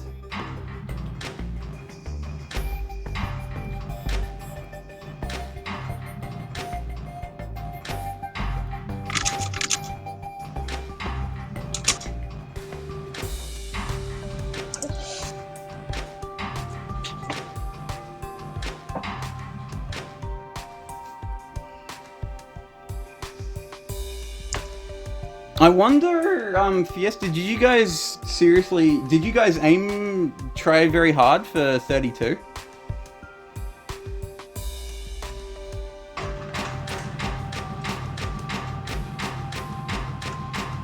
So you can almost imagine a 32 if there was a way to get the quicksilvers off in a way that one of them gets projected, like on this step. I don't know how bad the stream delay is.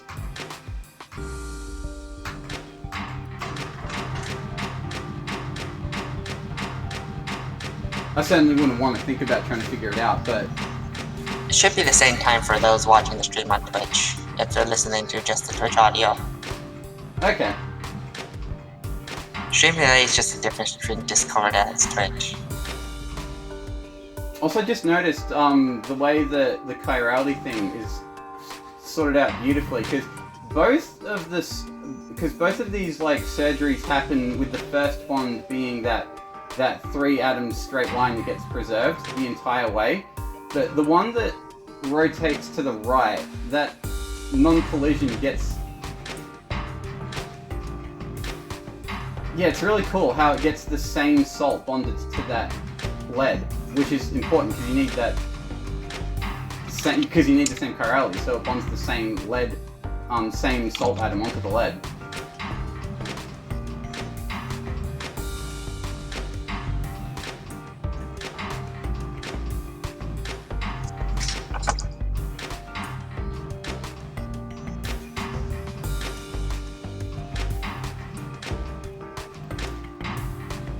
Fiesta confirming wasn't possible. Yeah.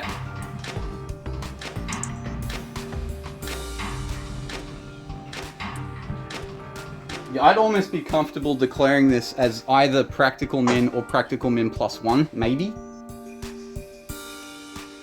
But it could just be like a cycle thing where it's frustratingly close but never actually happens.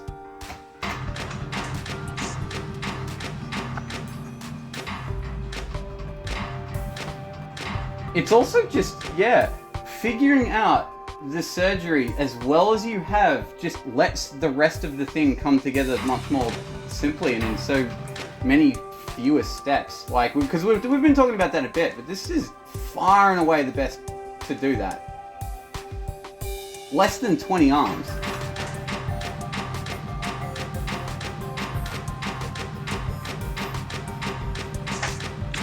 Like, yeah, like, without knowing about what this puzzle would look like, if you had told me to guess how many arms the winning solve would have, I would have guessed way over 20.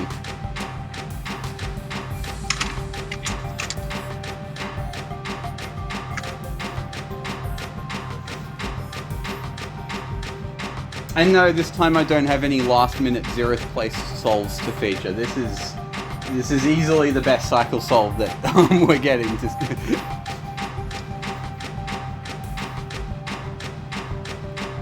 So yeah, so this time your first place comes with unfettered glory, and you do get the clean sweep for this week. Interesting, we've had different people pulling off clean sweeps. Well, I guess this time it was a team, but alright. I think that brings us to next week's puzzle. Puzzle reveal. All right. This is the puzzle. Yes. Nightmare fuel. Give me a sec. I gotta bring it up on stream. I'll go reveal it on the website while you work on that.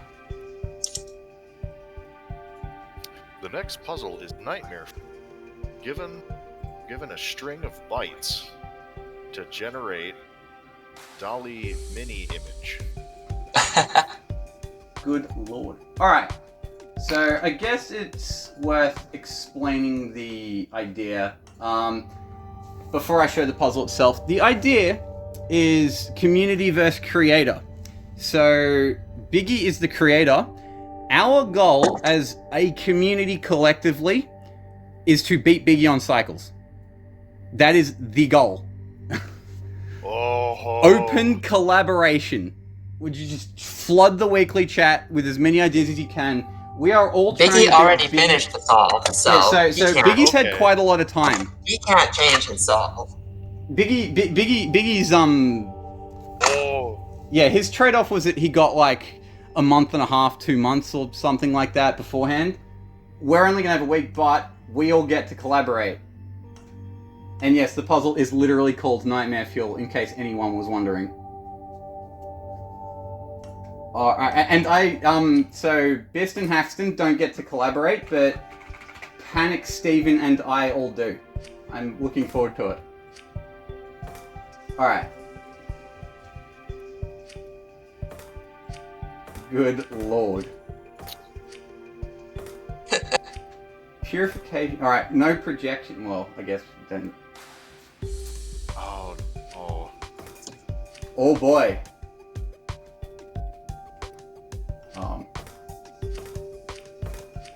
The ratios are. Oh, so you know what's funny, right? So okay, so this is everybody. Y'all can discuss openly, by the way. So right. don't So I can. feel free to say anything. I can just fart out ideas. So Right now, on stream, indeed. live on stream. What? Oh wait, no. Never mind. I thought the metal ratios were nicer. We've got 1.5 silver and 1.5 Moors in the one input. We have oh no. 1.5 silver in the first input. We have a There's a Moors. There's a layout on the website, no? Oh no. Alright, oh god. 1.5 silver on the left.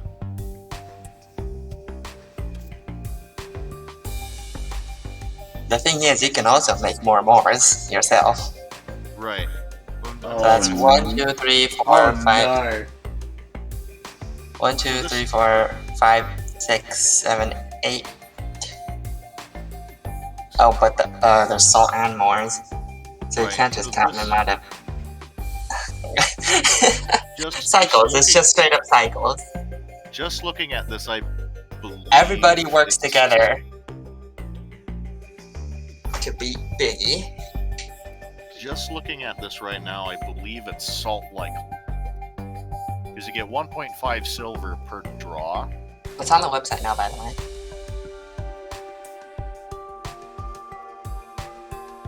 Every output needs 2 silver and 8 salt likes.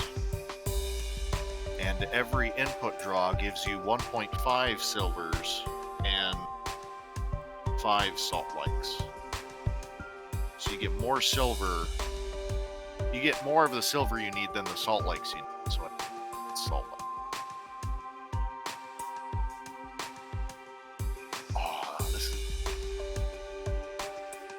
Nightmare Fuel, alright.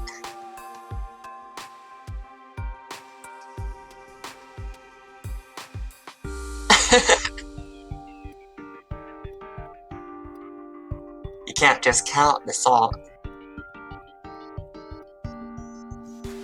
Hello. One thing to Hi, note Vicky. is that I've published this to the Steam Workshop as well, and Panic has rigged up the site to accept in both versions. Oh, Pog.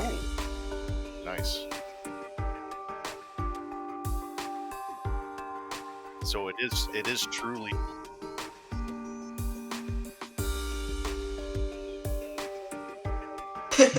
Yeah, nominally there's a cost secondary as well, but like if you beat me on cycles outright, nice.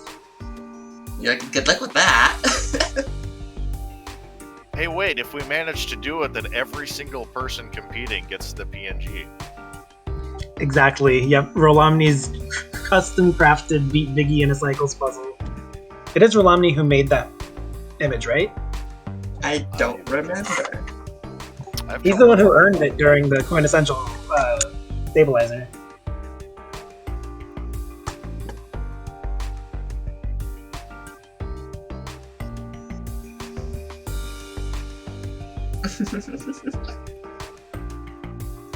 I made the puzzle late May, and I've made 5 solutions, kind of redesigns each time. So that's what you're up against.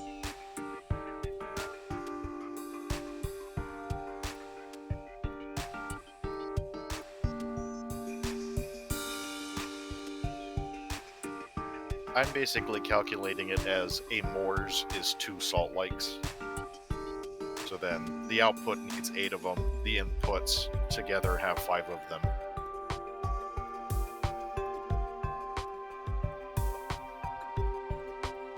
Y'all have fun with this. Yeah, Bist and Hexen are the only 2 who have to keep quiet. So, and me. So the 3 of us have to keep quiet. But the rest of you, go I mean, ahead. I just saw the pretty soul. All I know is the numbers. But like, apart from the numbers, I know jack shit about how the puzzle works. Big Ego's all chaotic role and helps community develop the solution anyway.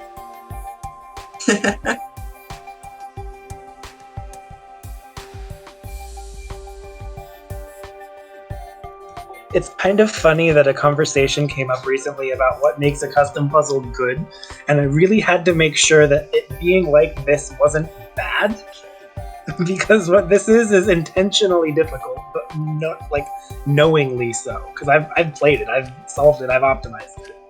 But if someone makes comparably difficult puzzles and just thinks they're easy, that's when it's slightly problematic. Mm-hmm.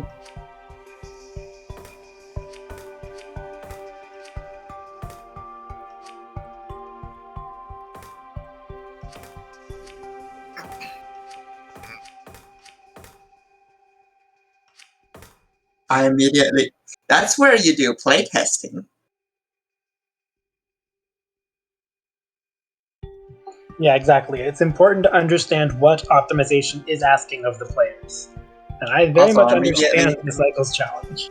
with difficult puzzles, I immediately think of Omega Pseudoethene. God damn it, Space Cam.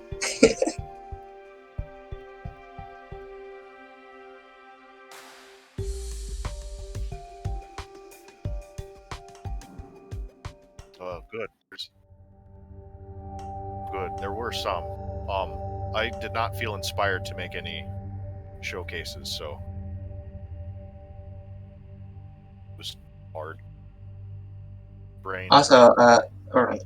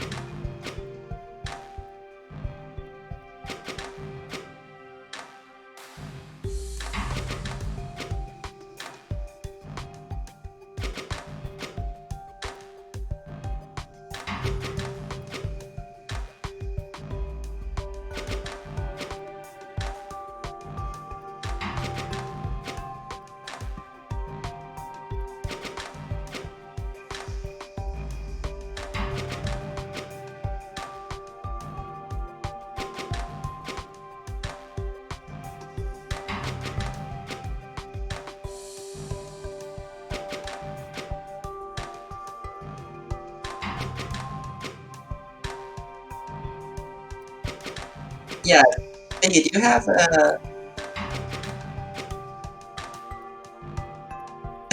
I'm gonna be making a blog post about how this goes regardless, just so you know. Yeah. I was. Other than the blog post, will you make a Imgur album with the explaining the process, or are you just gonna put that in the blog post? That'll probably just go on the blog post, but I can reveal my solution progression on stream, Okay. including like the separate custom puzzles that I built to test it. Yeah. When do you think you'd be posting the blog post, by the way?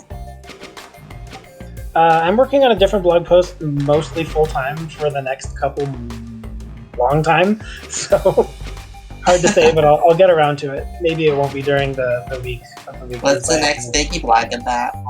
Oh, it's for Summer of Math Exposition. It's like 3 Blue 1 Brown's challenge of like go make math content. Oh. I've wanted to make Okay. something on the blog for it. Okay.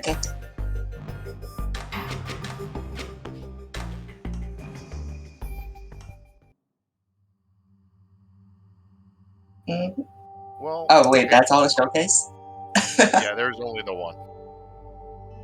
Oh, huh. Quick question. Would we want to have a stream next week anyway for not only showcasing the next puzzle, but also we have showcase solves? I mean, yeah, we were discussing that. And then also Biggie explains his solve on stream and his process in making this puzzle. Yeah.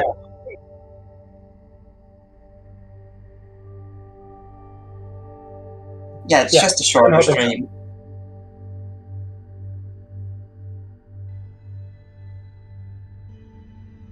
Unless y'all dump showcases on us, it'll be a shorter stream next week. 500 showcases, got it. Don't break Panic site, please. Actually, but 500 isn't really that much for submissions. We've definitely reached that much before.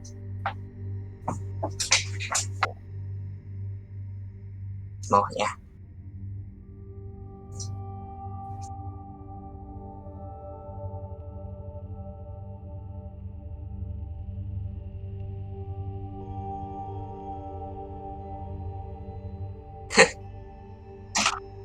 The power of pivots, and it also is very informative of the power of pivots and tracks, because lots of people are struggling without them. They were very much missed. Even though when you're starting out with the game, that's kind of only all you use.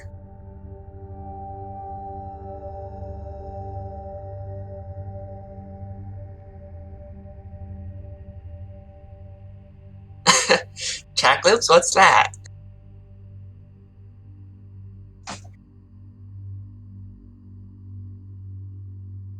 Alrighty. See y'all next week. And in the weekly chat, go discuss. I want to see y'all beat Biggie.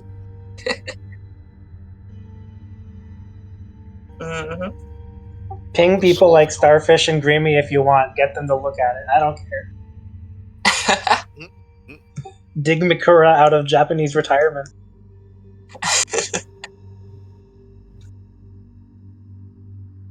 I'm a ping Grimmy.